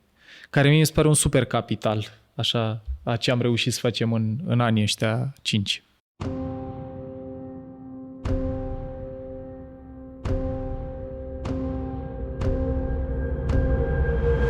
Salutare! Sunt Paul Olteanu și urmărești Mind Architect, în curând și varianta video. Poți să-l mai slăbești un pic pe elefant să nu-i punem piedică? Da, foarte frumos arată. Da? Îmi place, da. Adică Păi, se mă vede bucur tare. mișto, mi se pare că Informații faine și simple despre lucruri... mintea care... Sau nu, despre lucruri care... de fapt, stai că... Informații faine și simple despre... Ne gândim, mă gândesc. Aha. IFS, știu acum, eu cu Jung. Mind Architect. Informații simple despre lucruri care costă. Și avem direct... Fain și simplu. Da. Fain și simplu, clar. No pressure. Trebuie să dai o clachetă. Salutare tuturor! Suntem de 1 aprilie, o zi pe care ne-am obișnuit să o folosim pentru a ne păcăli între noi. Sunt curios, și asta e o problemă pe care mi-o pun și eu la Fain și Simplu. Credeți că valul ăsta al cunoașterii de sine, dezvoltare personală, self-help, self-love, credeți că a trecut? A fost o modă, am ajuns pe o altă treaptă, lumea e preocupată de altceva și dacă într-adevăr self-help-ul ăsta ajută la ceva. Acum eu vă dau exemple personale. Mă întâlnesc cu o grămadă de oameni care spun, uite, m-ai ajutat cu aia. Într-o perioadă grea a vieții mele, podcastul tău m-a ajutat să trec peste sau prin problema respectivă. Sunt unii cu care, că voi sunteți de 5 ani, Fain și Simplu de 4 ani, unii care ascultau la finalul liceului și acum termină facultatea. Unii s-au căsătorit între timp și au făcut copii. Adică ai fost cu oamenii ăștia o perioadă destul de lungă. Dar pe de altă parte, trăim într-o epidemie de boli mentale, mai ales la tineri, la adolescenți, burnout la fel de mult în zona asta de corporate. Adică chiar credeți că au rost podcasturile astea sau pedalăm în gol? O să iau de la coadă la cap. Coada fiind, ajută cu ceva podcasturile astea. Cred că răspunsul este podcasturile sau orice formă de informație care vine via un produs media ajută, dar au limitările lor și eu cred că e foarte important să fim și conștienți și preocupați de subiectul ăsta, în sensul în care sigur că e util să ajungă informație la mine, dacă eu sunt într-un punct în care sunt preocupat și caut informația aia, e grozav că e liberă și adesea gratuită cunoașterea, însă, cum spuneam și mai devreme, cred că nicio epifanie nu restructurează ani sau zeci de ani de condiționare, de ceva învățat într-un anumit fel și atunci, din punctul meu de vedere, e mai degrabă o discuție despre cum ar putea valul ăsta să fie amplificat sau poate redirecționat într-un spațiu în care podcasturile, cărțile, produsele media și așa mai departe sunt făcute pe de o parte cu responsabilitate și pe de altă parte cu conștiința faptului că pot reprezenta informații utile care apoi pot fi completate, de fapt e nevoie să fie completate poate de cele mai multe ori de procese individuale, de însoțire de specialiști, de comunitate, cum spuneam mai devreme, și de suportul pe care pot să îl ofere ceilalți acolo unde el e în vreun fel util și relevant. Eu cred că nevoia de cunoaștere de sine va rămâne activă cât timp vom exista ca specie. Eu nu cred că și când mergi la o petrecere, vezi oameni care vor să înțeleagă lucruri despre realitatea celorlalți, dezbat tu ce faci în cuplu, la tine cum e, vorbesc despre bani, vorbesc despre, nu știu, cum să-și aleagă cariera, adică preocuparea noastră pentru ca specie, ca indivizi, ca oameni în cuplu, cred că hardwired în noi. Erau și niște cercetări care arătau că oamenilor li s-a prins, și acum înțeleg mai bine, asta le-am citit când eram, cred că prin liceu, că nouă ni s-a prind în creier, apare activare cerebrală în regiuni similare cu atunci când iei cocaina când vorbești despre tine. Mai pe scurt, în momentul în care povestim despre noi și ne cunoaștem, apare activare în centri și în rețelele astea care procesează recompensă, rețeaua de dopamină și tot așa. Deci, la capitolul preocupare pentru cunoaștere de sine, eu nu cred că o să dispară vreodată. Cred că o să se schimbe felul în care accesăm asta. Ce cred că e diferit la 5 ani față de primul episod Mind este că, nu știu dacă zic datorită sau din cauza, în virtutea volumului de conținut pe subiect, e legitim ca oamenii să simtă, eu nu mai pot, nu mai vreau să aud despre traumă, vindecare, adică cred că e o categorie de public, mai ales dacă au consumat foarte mult materiale de felul ăsta într-un timp scurt, poți să simți că ți se ia ceea ce trăiesc și eu. Eu am ascultat, cred că din câteva sute de episoade ale lui Andrew Huberman, cred că am ascultat într-o 102 episod de episod și am luat notițe din fiecare. Și la un moment dat am simțit nu mai pot. După care am ascultat mai multe interviuri de tip poveste, de ale tale foarte multe și am simțit că mintea mea vrea mai mult să asculte asta. De la un punct încolo am simțit că și acolo simt că apare un tipar, o ciclicitate, oamenii zic cam aceleași lucruri, am început să urmăresc lucruri despre, nu știu, inteligență financiară. Acum am început să citesc sau să mă preocupe lucruri din astea din registru filozofie, economie. Ce cred e că preocuparea e universală și nu o să dispară niciodată pentru cunoaștere de sine și pentru învățare. Cred că noi, creatorii de conținut, realizatorii de podcasturi și așa mai departe, trebuie să avem răbdare cu valurile care apar și dispar. E, cred că, într-un fel ca și în modă sau în orice altă industrie, unde la un moment dat e mai mult interes pentru genul ăla de lucru, dispare, mai apare peste 5 ani, 6, 7, 10 și tot așa. E ceva ce nu-ți place din ce faci acum la Mind Architect? Nu. În momentul ăsta, din fericire, am construit de-a lungul timpului și am modificat de-a lungul timpului destul de mult fișa postului, astfel încât tot timpul să fie destul de multe lucruri. Ba da, e ceva care nu-mi place, dar e minimal la mine și anume să fac contracte. Să faci contracte? Da. Doar că nu le fac eu. Acum doar mediez comunicarea între oamenii care se ocupă propriu-zis de făcut contracte și de o parte și de alta. Am înțeles. Până în ce sezon ai editat audio Mind Architect? Cred că până la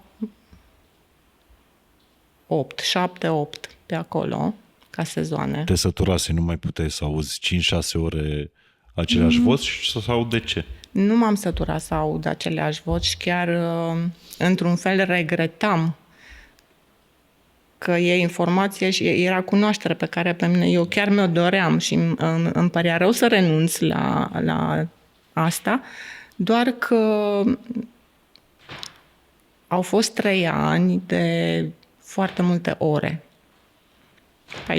14-16 ore pe zi, care nu țineau doar de editare audio sau de înregistrările în care eram, ci și de partea administrativă.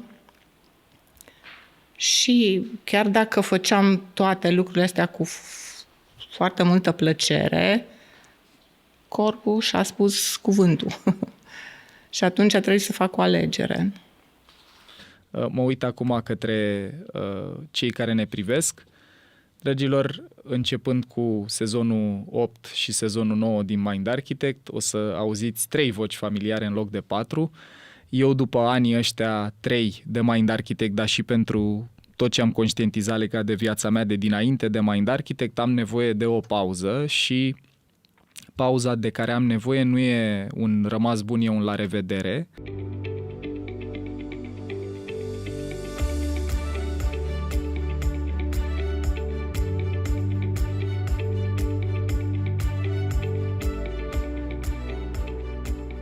Spune-mi, dacă poți să te pui în pielea lui Dorin Boabeș, din 2022, parcă la Sibiu, când Paul vă anunță că își va lua un an de pauză.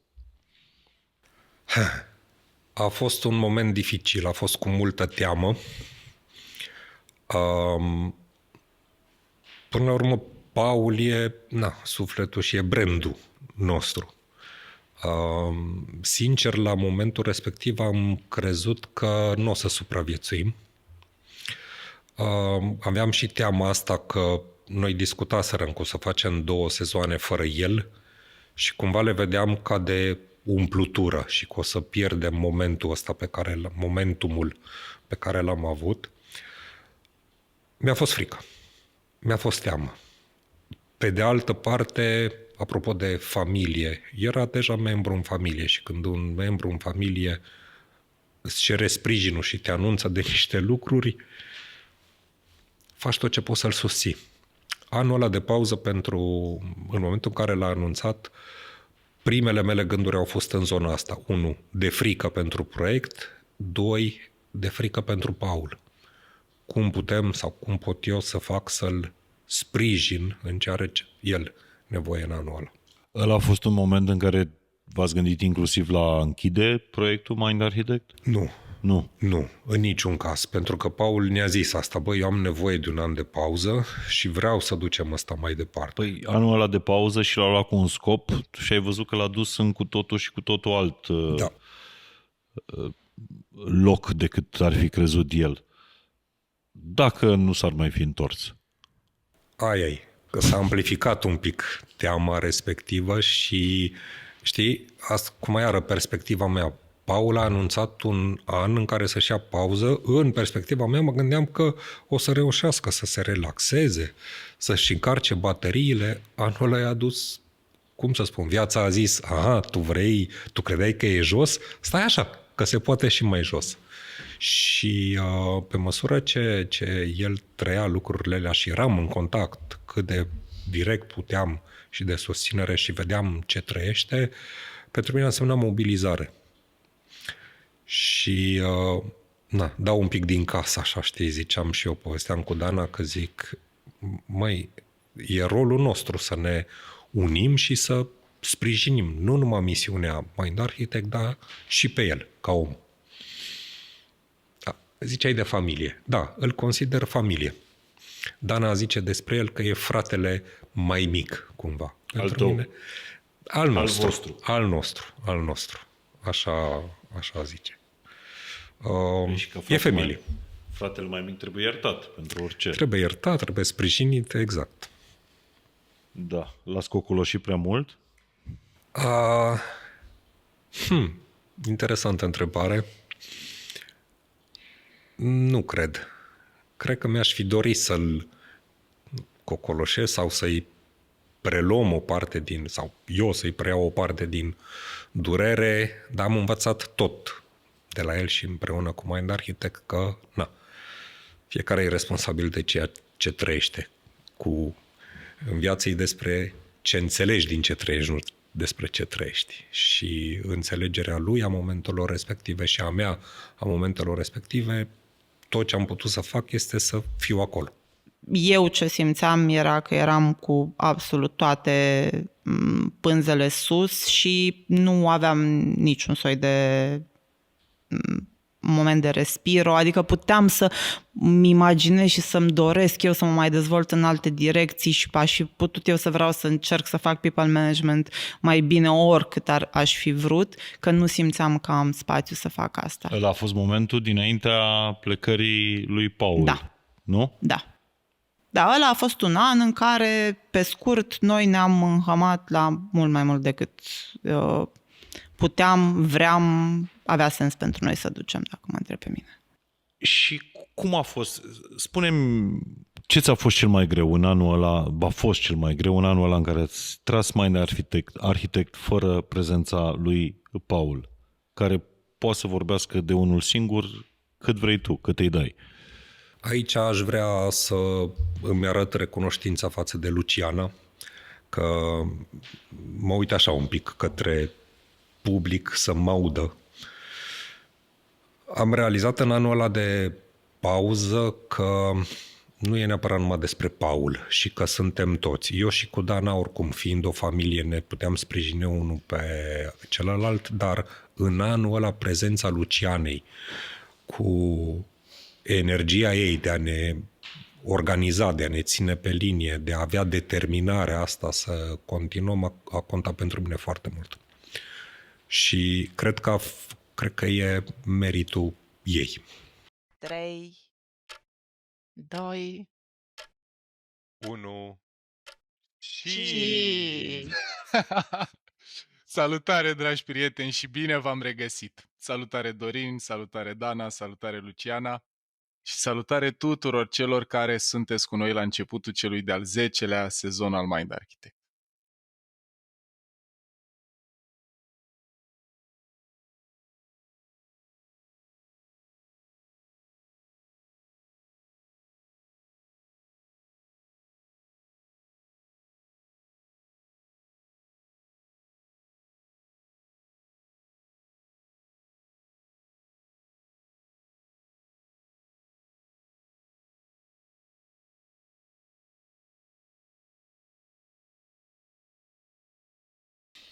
Zi-mi după anul ăsta de pauză, când te-ai întors, nu neapărat în podcast, dar în sânul, în mijlocul echipei.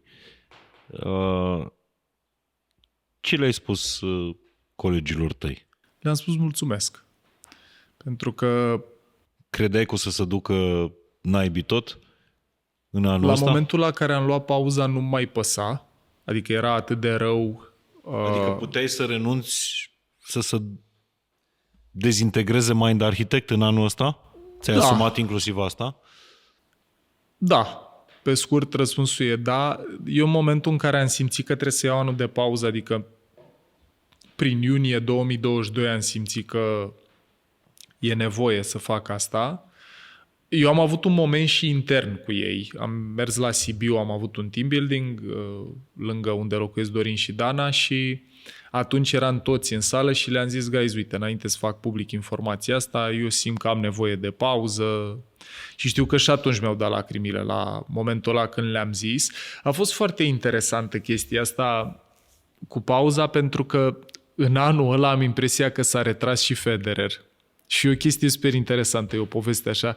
Eram cu Cosmin Leonte, cu prietenul care facem seria asta, Mișcare pentru Viață, la Brașov și ne-am uitat împreună la retragerea lui Federer, meciul pe care l-a avut, în care a jucat cu Nadal în echipă, au jucat la dublu el cu Nadal contra altor 2 jucători și am văzut meciul, mi s-a părut super interesant să îți termin cariera pierzând. Și după aia a fost momentul când au stat împreună pe bancă, nu doar ei doi, ci toți oamenii importanți din viața lui și a cântat melodia asta, Still Falling For You. Ellie Goldberg, sau nu mai știu exact cum o cheamă cântăreață, la care și eu și Cosmin am plâns.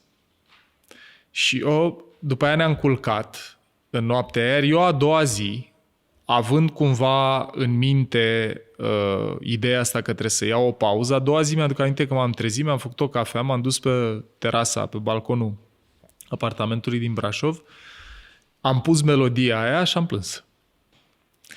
Și pentru mine momentele alea au fost momente în care cumva am simțit că, păi, fie ce-o fi, eu trebuie să fac asta pentru mine, indiferent ce se întâmplă, am nevoie de pauza asta.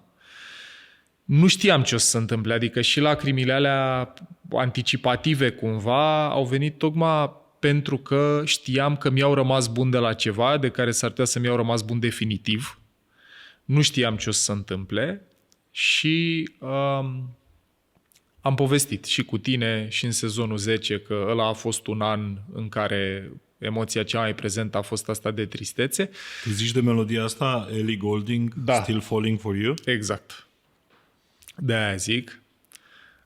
Care mi s-a părut așa, dacă îi asculți versurile și te gândești la relația cu ceva ce iubești să faci, cum a fost cazul lui Federer cu tenisul, cum a fost cazul meu cu deci predatul, cu podcasting-ul. Melodia asta? O recomand oamenilor care și-au rămas buni de la ceva care contează pentru ei, de la o activitate sau ceva care a contat mult pentru ei și eu din spațiul ăsta am în ultima zi de muncă la birou, ultima noapte pe care o petreci înainte de divorț. În momentul în care, în planul personal, cred că sunt altele mai bune și pot să-ți recomand câteva acolo, dar pentru ceva ce iubești să faci, pentru luat rămas bun de la ceva ce ai făcut din vocație, din pasiune, unde ai pus mult suflet.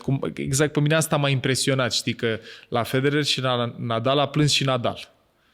Știi, s-au luptat toți anii ăia și plângi pentru că ți-ai rămas bun de la o perioadă foarte mișto din viață în care ai trăit niște momente deosebite chiar și alături de rivalul tău. Și mi s-a părut foarte mișto asta. Am văzut și documentarul despre ultimele lui zile. Deci în plan profesional și planul ăsta de relații umane recomanzi Ellie Goulding, Still Falling For You, și în plan personal ce melodie recomanzi?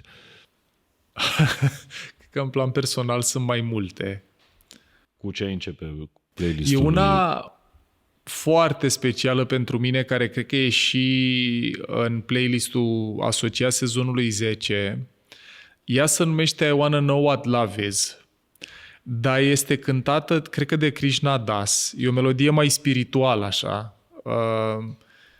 nu o să o recunoască oamenii ușor, o să o punem eventual în sursele episodului. E o melodie pe care eu am plâns foarte mult în anul ăla și de asta, cumva asta vreau să scot în evidență, că și călătoria din Mind Architect a fost o călătorie foarte umană.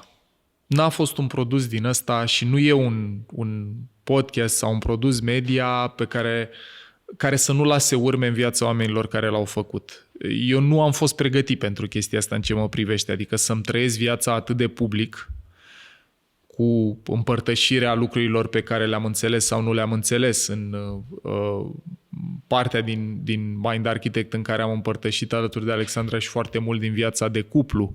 Eu n-am fost pregătit pentru lucrurile alea, n-am fost pregătit pentru transformările care au apărut în viața mea și m-aș bucura mult dacă oamenii care au ascultat Mind Architect și care ascultă să uită nu ca la un podcast care ne predă lucruri, ci la un podcast care e ca un fellow traveler, ca un partener de călătorie care trece prin transformări odată cu audiența. Și cât de puternică te-ai simțit după anul ăsta în care ai dus în spate Mind Architect fără să fie Paul în povestea asta? Mă-ți împărtășesc că puternic e un cuvânt pe care l-am purtat cu mine o perioadă foarte lungă din viață și pe care nu simt să-l asociez cu mine în momentul ăsta. Cred că ce s-a întâmplat,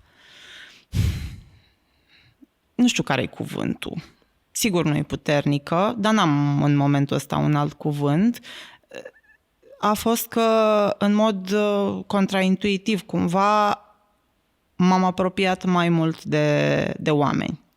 De oamenii din echipă, în primul și în primul rând, și de cum anume ne susținem unii pe ceilalți ca să iasă ce din proiectul ăsta. Și aia a fost și perioada în care pentru mine s-a clarificat foarte mult ceva în care cred în continuare și astăzi, și anume că e mai util să fie mai simplu, mai less is more, dacă vrei. Ok, nu puternică, dar o emoție pe care ai simțit-o la finalul anului ăsta sabatic al lui Paul?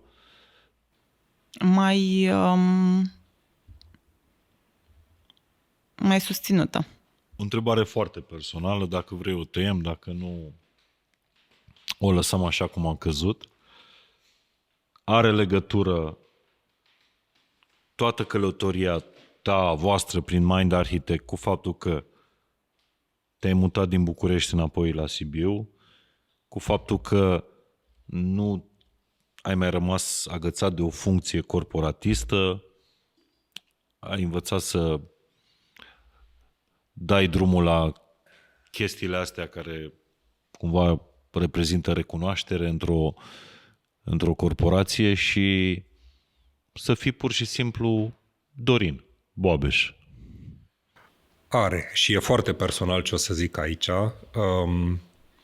Deci, eu în continuare sunt corporatist și am învățat că pot să... ne-a ajutat și pandemia, lucrând în IT, să pot să-mi fac treaba și din Ardeal, dar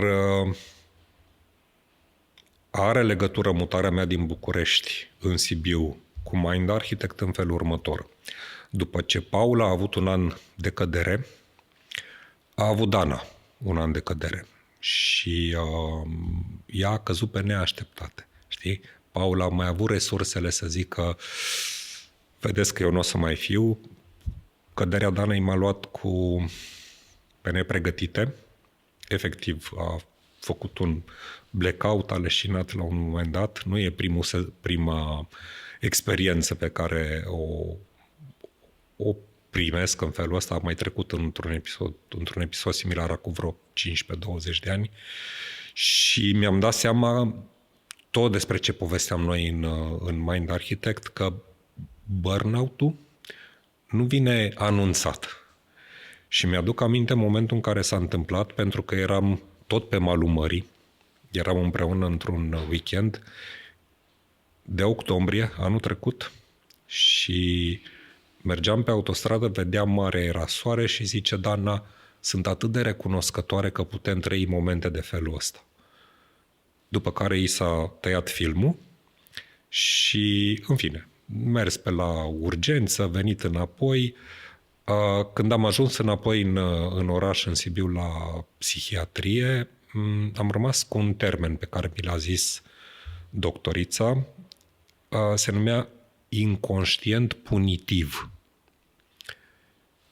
Și ne-a explicat, zice, băi, nu e despre ultimul an, despre 2, despre 3 ani. Este despre 10 de ani în care tu ai tras, nu ți-ai permis niciodată să iei o pauză.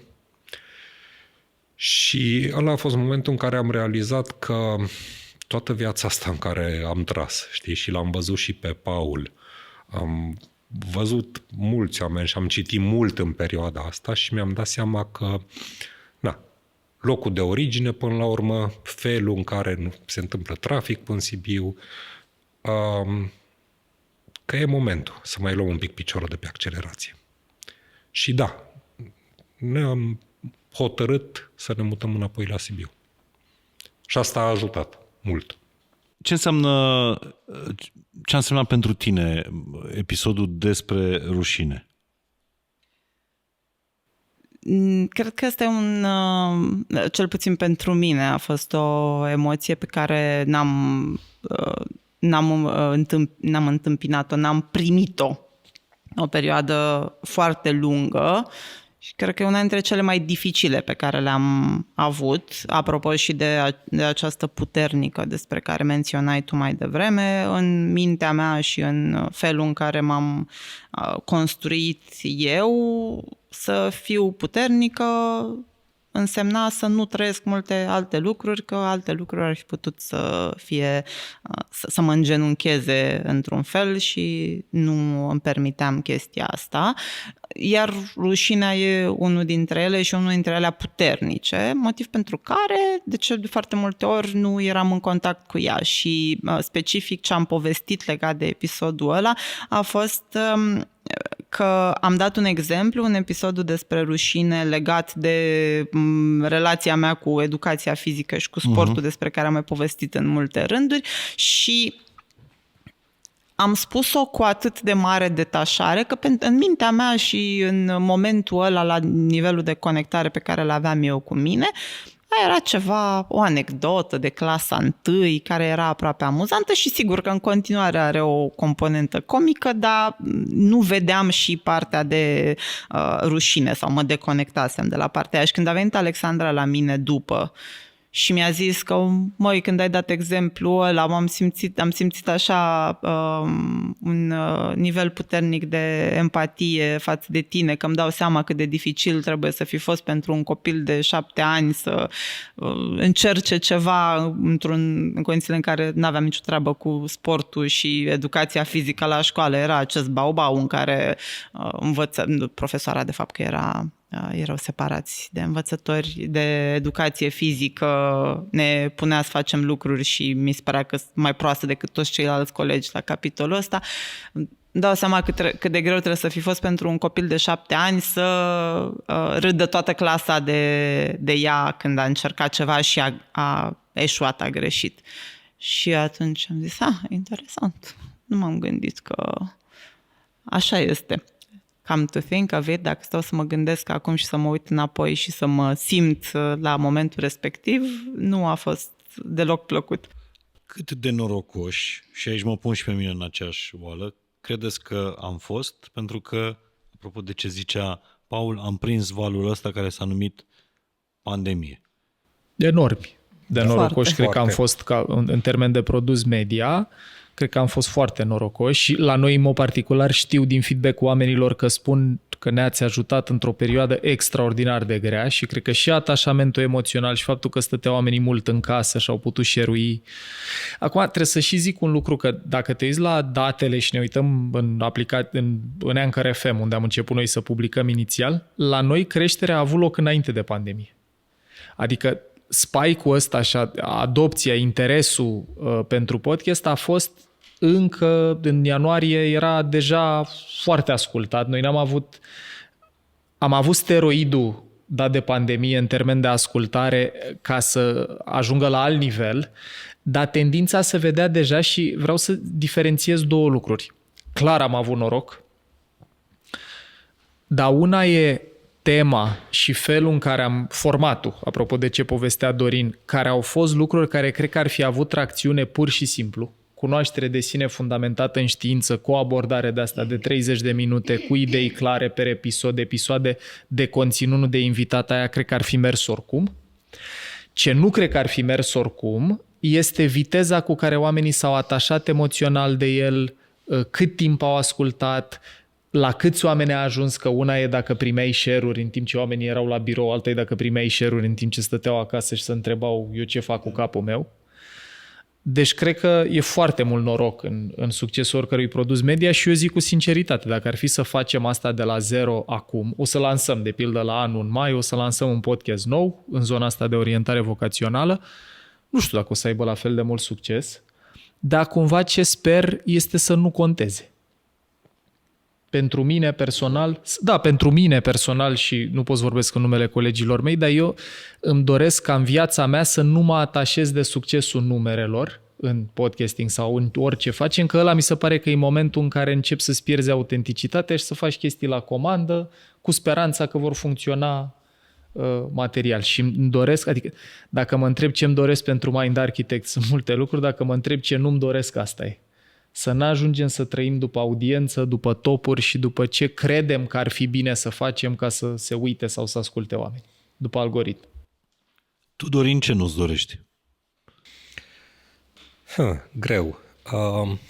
Eu am destul de multă motivație în ce îmi doresc, adică îmi doresc să continuăm proiectul ăsta, îmi doresc să rămânem relevanți. Mai ales că tu vii dintr-un mediu corporatist în care performanța nu doar că e importantă, dar se și măsoară, și eu acolo și pun energie, pentru că, tot dacă vorbim de performanță am făcut și eu în mediul ăsta în care lucrez de aproape 30 de ani. Câteodată faci performanță cu un preț pe care noi îl vorbim mult în Mind Architect, știi? Și acolo să fac echilibrul ăsta între performanță și preț e preocuparea pe care o am. Deci asta îmi doresc foarte mult. Nu știu dacă e ceva ce nu îmi doresc. Mă duc am o direcție și asta pentru mine contează. Să știu direcția pe care merg și pe care vreau să fiu de acum încolo. Luciana? Nu-mi doresc să avem în materialele pe care le creăm atât de multă certitudine legată de lucrurile pe care le spunem, astfel încât mesajul pe care îl transmitem să fie acela că se începe și se termină informația cu ceea ce livrăm noi. Aha. Deci să nu ajungi să te crezi un fel de buric al pământului și că totul începe și se termină cu ceea ce spui tu în podcast, nu? Sau să convingi pe cineva că ai fi. Interesant și de mestecat chestia asta. Mestecăm între noi frecvent asta. Hai să ne întoarcem un pic la povestea Mind Architect. Am vorbit despre apreciere, recunoaștere, recunoștință din partea ascultătorilor. Cum ai reacționat când ai primit prima oară feedback negativ? Băi, primul moment la ce faci? Despre care mi-aduc aminte și care a fost așa emblematic, îmi vine să spun, a fost ăsta în care eram la Brașov, mi-aduc aminte foarte clar, eram la Brașov, eram într-un curs online, eram la calculator, livram. Și în pauză, cred într-o pauză scurtă, primesc un mesaj de la Luciana, am impresia, care îmi trimisese forward la scrisoarea pe care 3 profesori o făcuseră publică, în care contestau neuroștiința la clasă, programul ăsta pe care noi împreună cu Fundația OTP și cu Ministerul Educației îl demaraseră. Neuroștiința la clasă era un program în care erau luate informații din podcast din Mind Architect, împreună cu diferiți experți din educație de la diferite organizații, școli și așa mai departe. Erau făcute niște ghiduri pentru profesori și Ministerul Educației spusese ok, dacă vreți la materii extracurriculare, în afara programei să predați asta la clasă. Noi am demarat chestia asta pentru că știam că profesorii deja predau la clasă în baza episoadelor din Mind, ceea ce iară nu ne-am propus, nu a fost în plan, dar s-a întâmplat. Și când am lansat programul ăsta, au fost oameni din mediul academic care au spus: voi nu aveți competența, nu sunteți în măsură să intrați în mediul academic și să predați. Lucru pe care l-aș fi putut înțelege, mai ales dacă comunicarea asta venea în mod privat către noi, nu public. Și în momentul ăla mi-aduc aminte că am amețit. Odată că n-am văzut trenul venind, pentru că eram într-un spațiu de ăsta de atât de multă apreciere, deci cred că primii 2 ani din Mind Architect au fost așa, apreciere peste apreciere peste apreciere. M-a ajutat și faptul că anii de training, într-un fel, m-au ajutat să rămân cu picioarele pe pământ, să-mi dau seama că, ok, e un moment, o să treacă. Mă bucur într-un fel că nu mi-a luat Dumnezeu mințile în perioada aia să mă simt larger than life. Momentul ăla a fost foarte dur, pentru că eu pe cel puțin 2 dintre cei 3 îi cunoșteam, le cunoșteam munca, cumva nu-i cunoșteam personal, dar știam ce fac și îi respectam. Și a fost un moment din ăsta în care, după atâta apreciere, într-o manieră destul de publică, nu extrem de publică, dar destul de publică, a venit o contestare. Și ce m-a ajutat foarte mult atunci este că foarte mulți prieteni și oameni din mediul academic, oameni din antreprenoria, din societatea civilă, care chiar știau ce vorbeau, mi-au dat mesaje personale și au zis: băi, stai liniștit, așa e mediul ăsta, ai călcat oameni în bătături, e ok, voi faceți bine ce faceți, liniștiți-vă. Ulterior, cu unul dintre cei 3 profesori m-am și întâlnit și au zis: băi, nu știu exact cum a ajuns chestia asta publică, eu am fost de părere că trebuia să vorbim cu voi privat, nu știu cum s-a întâmplat. Mă rog.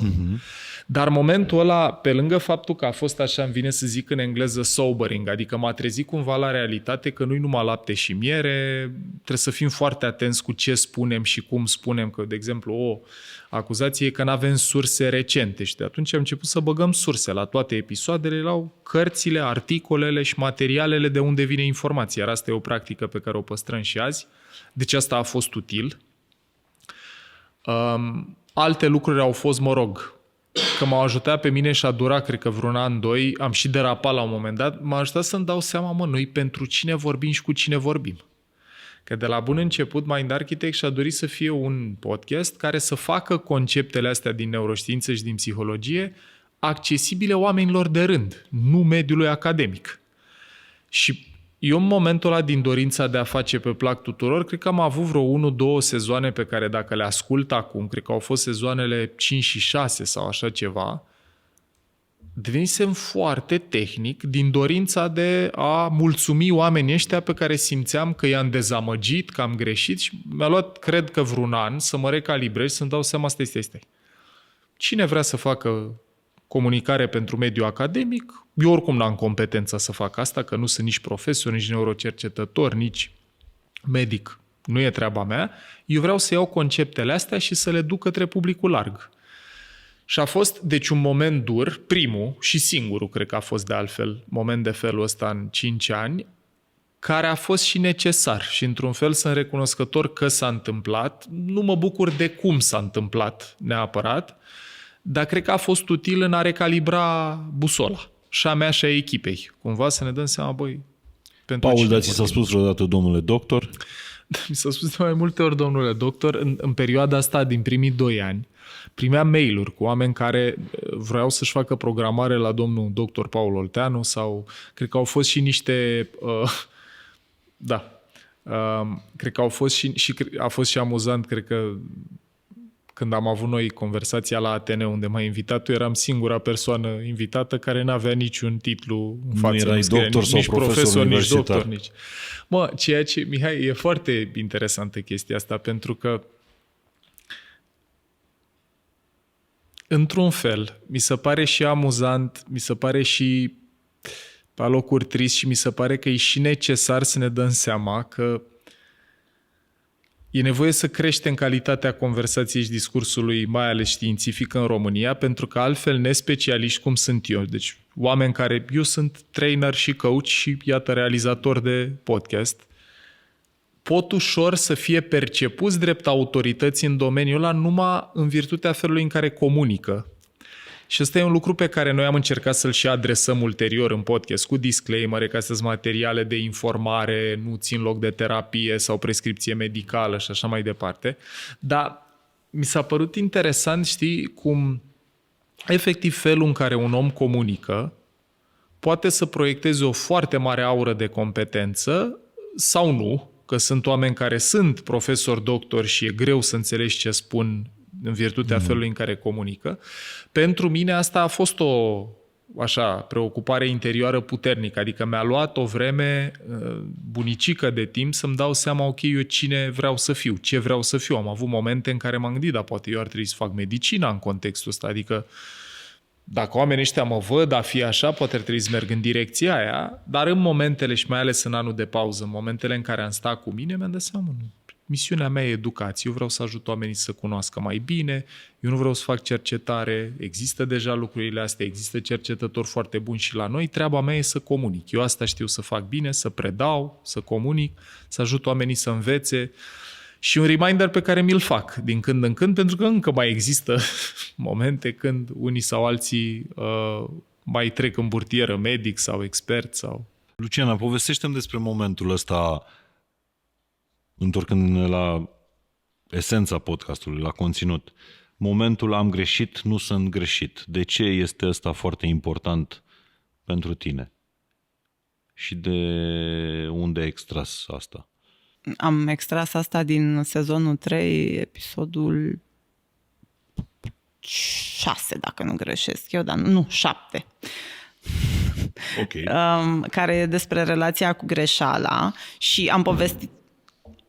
E bine, n-ai greșit cu nimic. Și am povestit și într-unul dintre testimonialele de la evenimentul de aniversare de 5 ani pe care l-am făcut, că ăsta e unul dintre momentele marcante pentru mine, pentru că eram în perioada în care ascultam înregistrările episoadelor ca să văd cum funcționează procesul, nu intram încă cu voce. Asta era în timp ce se derula sezonul 2, se înregistra sezonul 3.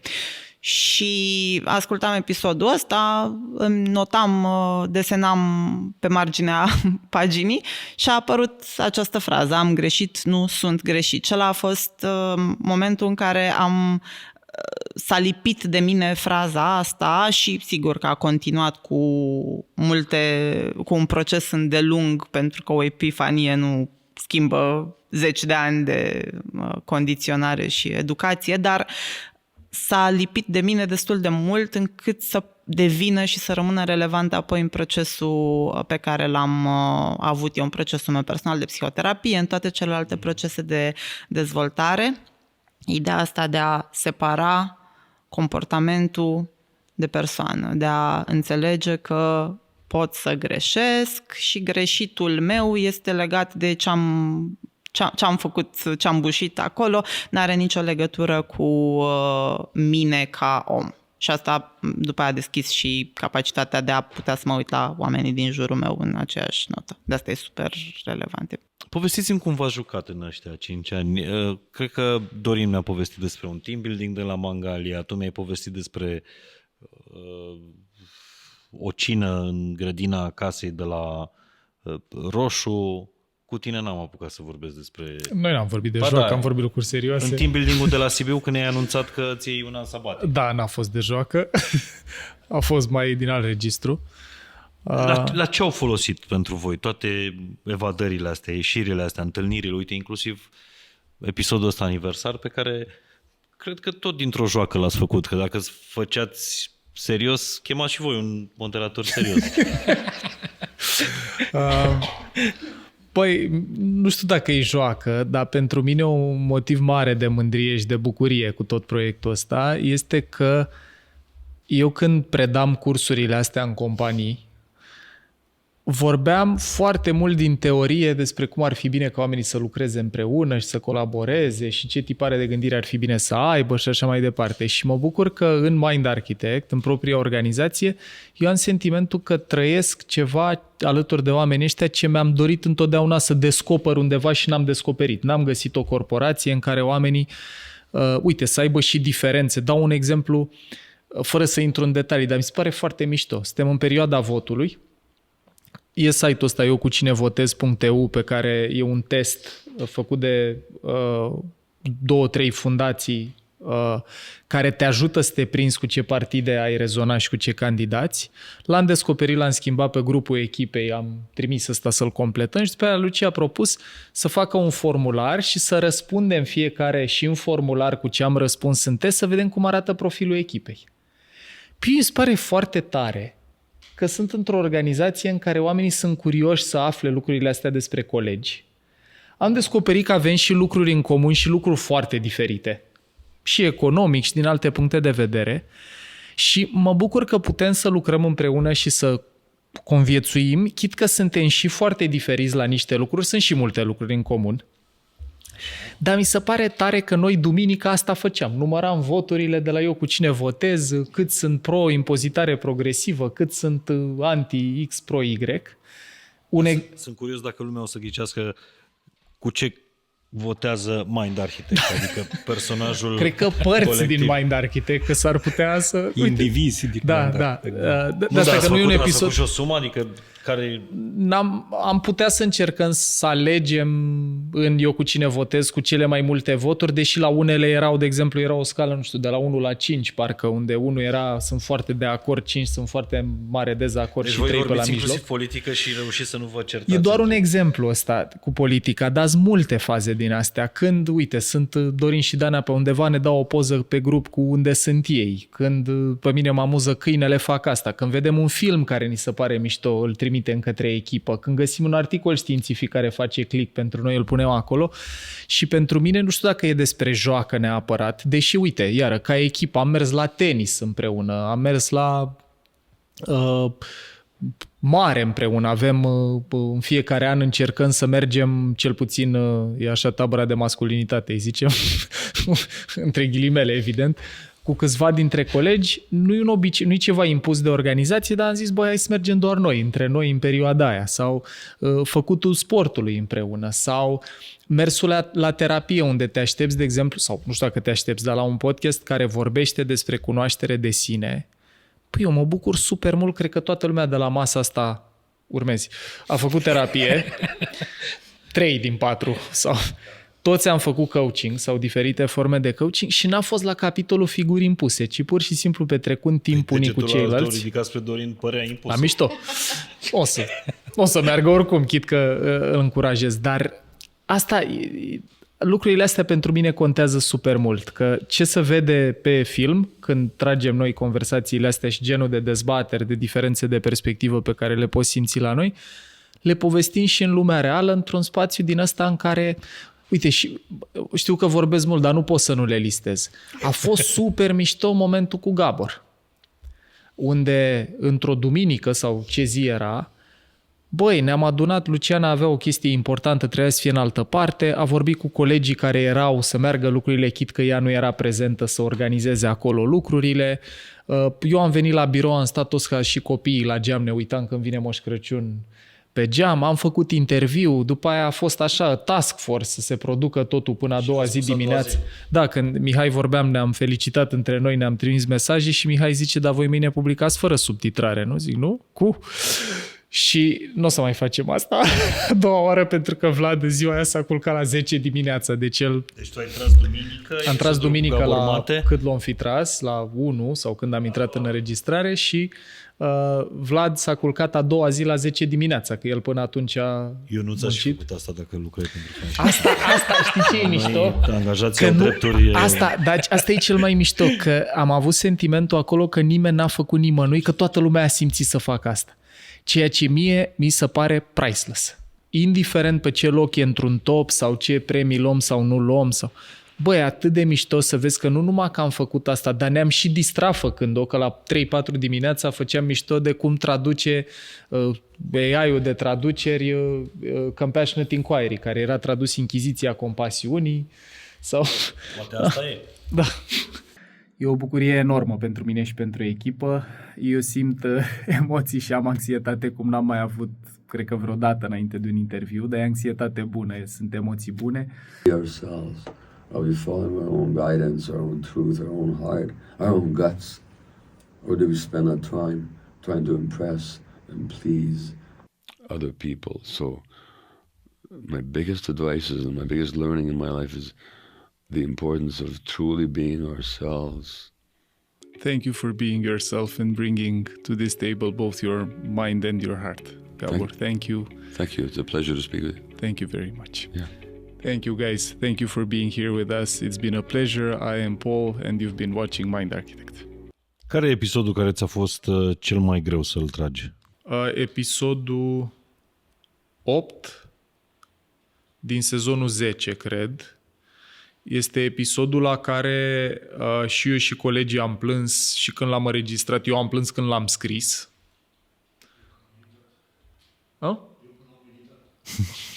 Eu când l-am scris, toți când l-am înregistrat. Bine, eu când l-am ascultat.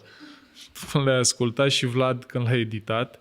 Ăla cred că a fost cel mai greu. Episodul cu povestea ta, în care ai povestit anul... Cu iubirea de sine. Episodul, tot sezonul e cu povestea, dar ăla a fost momentul ăla când am citit și din jurnal. Am mers la mare, a fost momentul când am avut sentimentul prima dată că trăiesc iubire față de mine, nu față de alții. Vorbind cu fiecare în parte și cu toți împreună, mi-am dat seama că fiecare dintre voi ați trecut în anii ăștia prin chestii inconfortabile, ca să nu le zic dureroase sau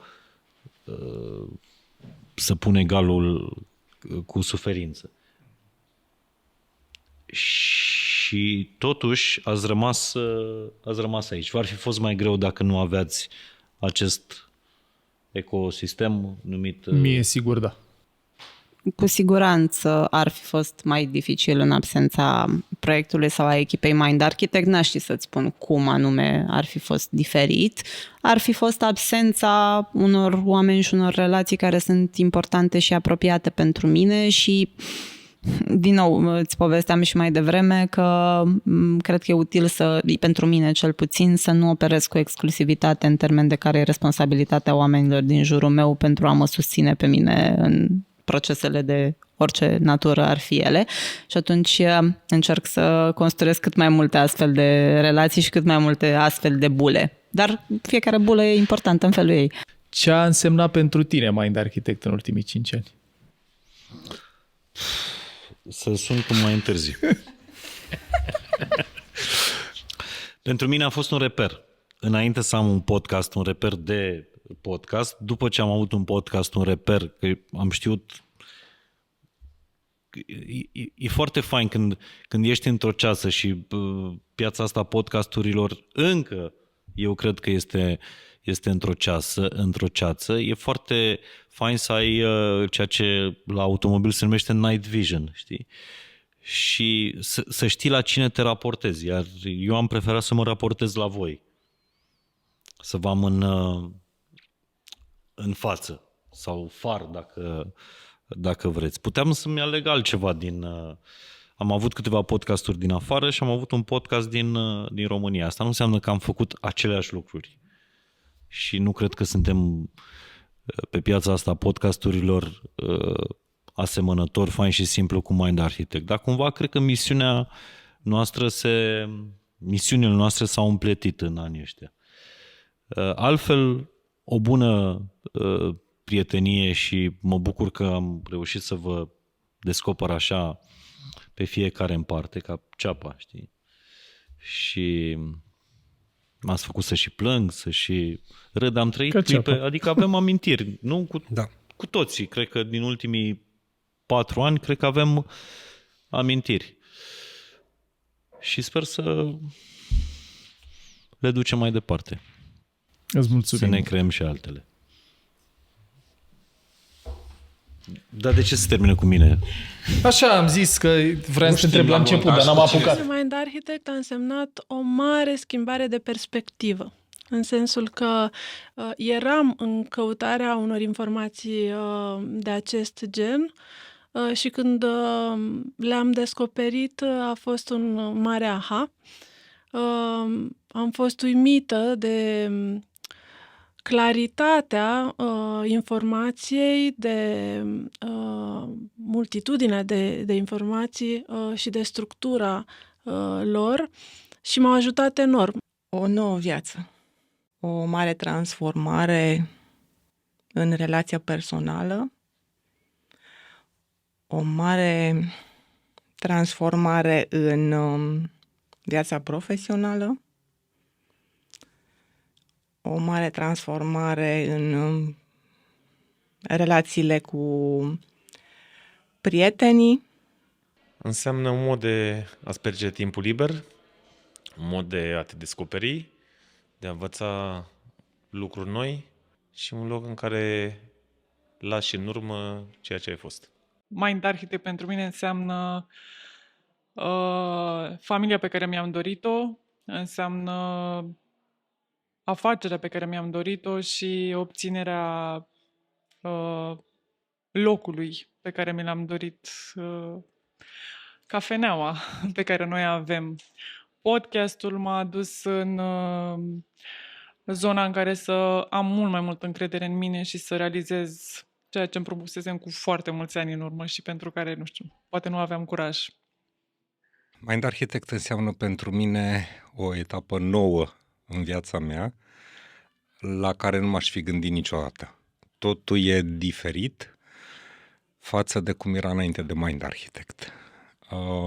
Mai multă împlinire, oameni noi. Păi, pentru mine, cred că înseamnă cel mai frumos proiect profesional din viața mea, de departe. Și cred că, nu știu cum să-i zic, îmi vin clișeuri, cum spunea Andrei Pleșu, știi, o întâlnire de destin, așa, momentul, invitația primită de la Tudor și Dorin a fost începutul unui drum care cred că a dus la o altă versiune a mea.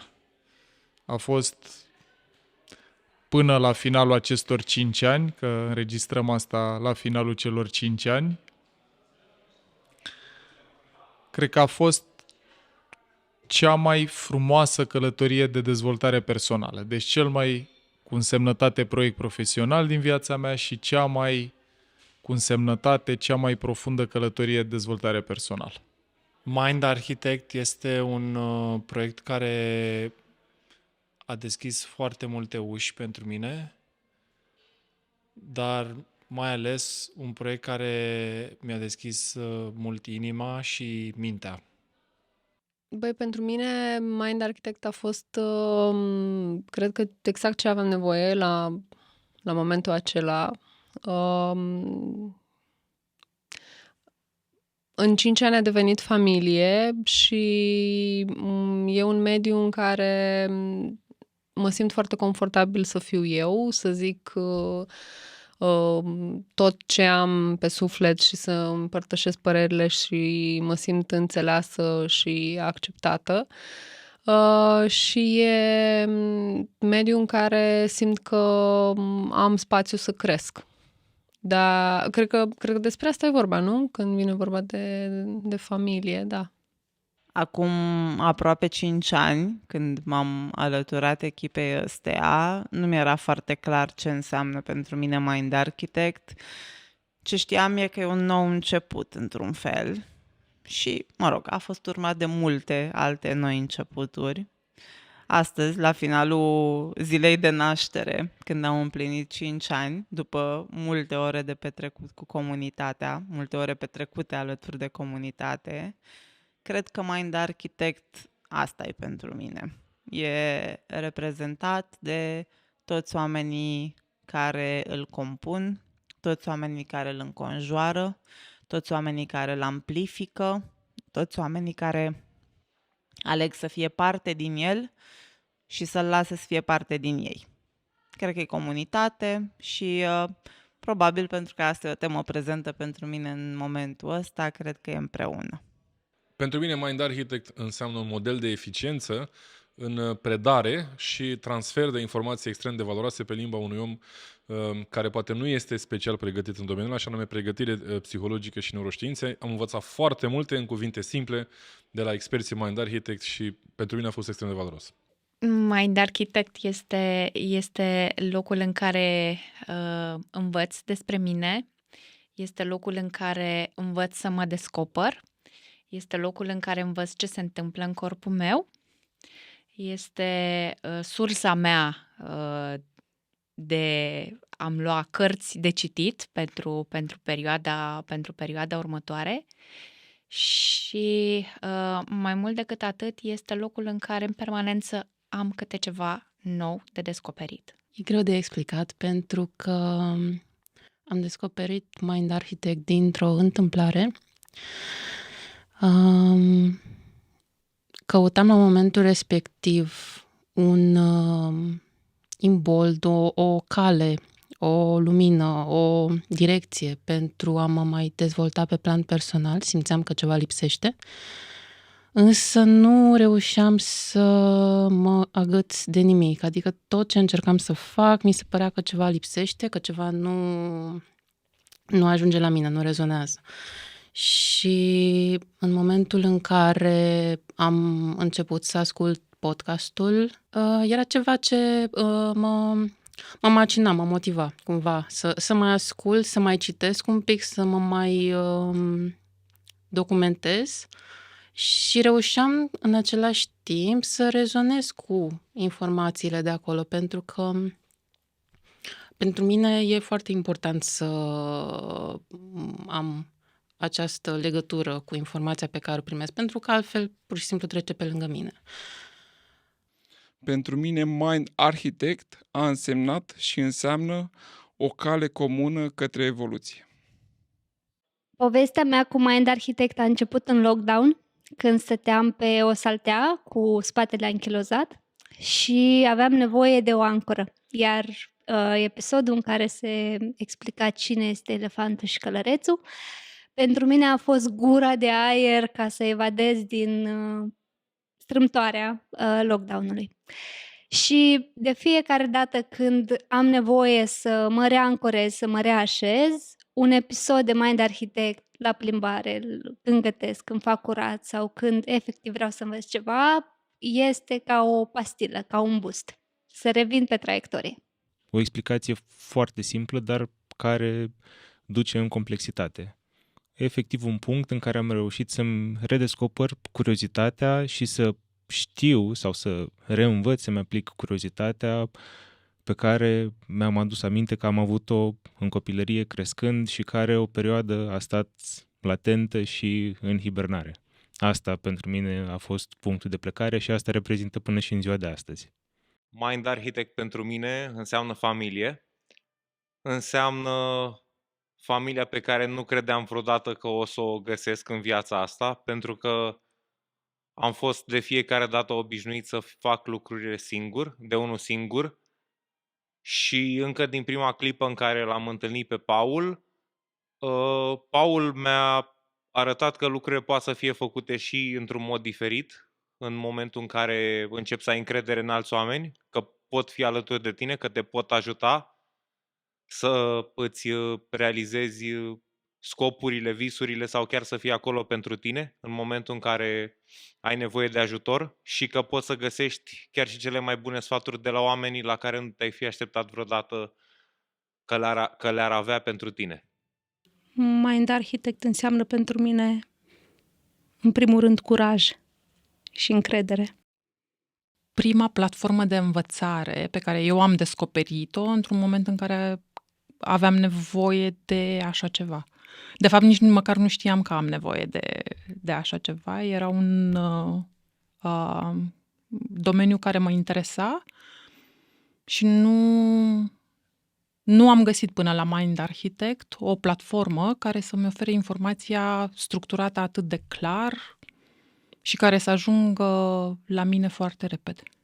Ăsta a fost episodul aniversar Mind Architect. Eu sunt Mihai Morar, pentru că altul mai bun nu au găsit disponibil în momentul ăsta. E și o perioadă de sărbători, cu alegerile și așa mai departe. Am fost eu aici și mă bucur tare mult că am fost alături de cei dragi, cei buni, chiar foarte buni. Vă mulțumesc. La mulți ani. Mulțumim, Mihai.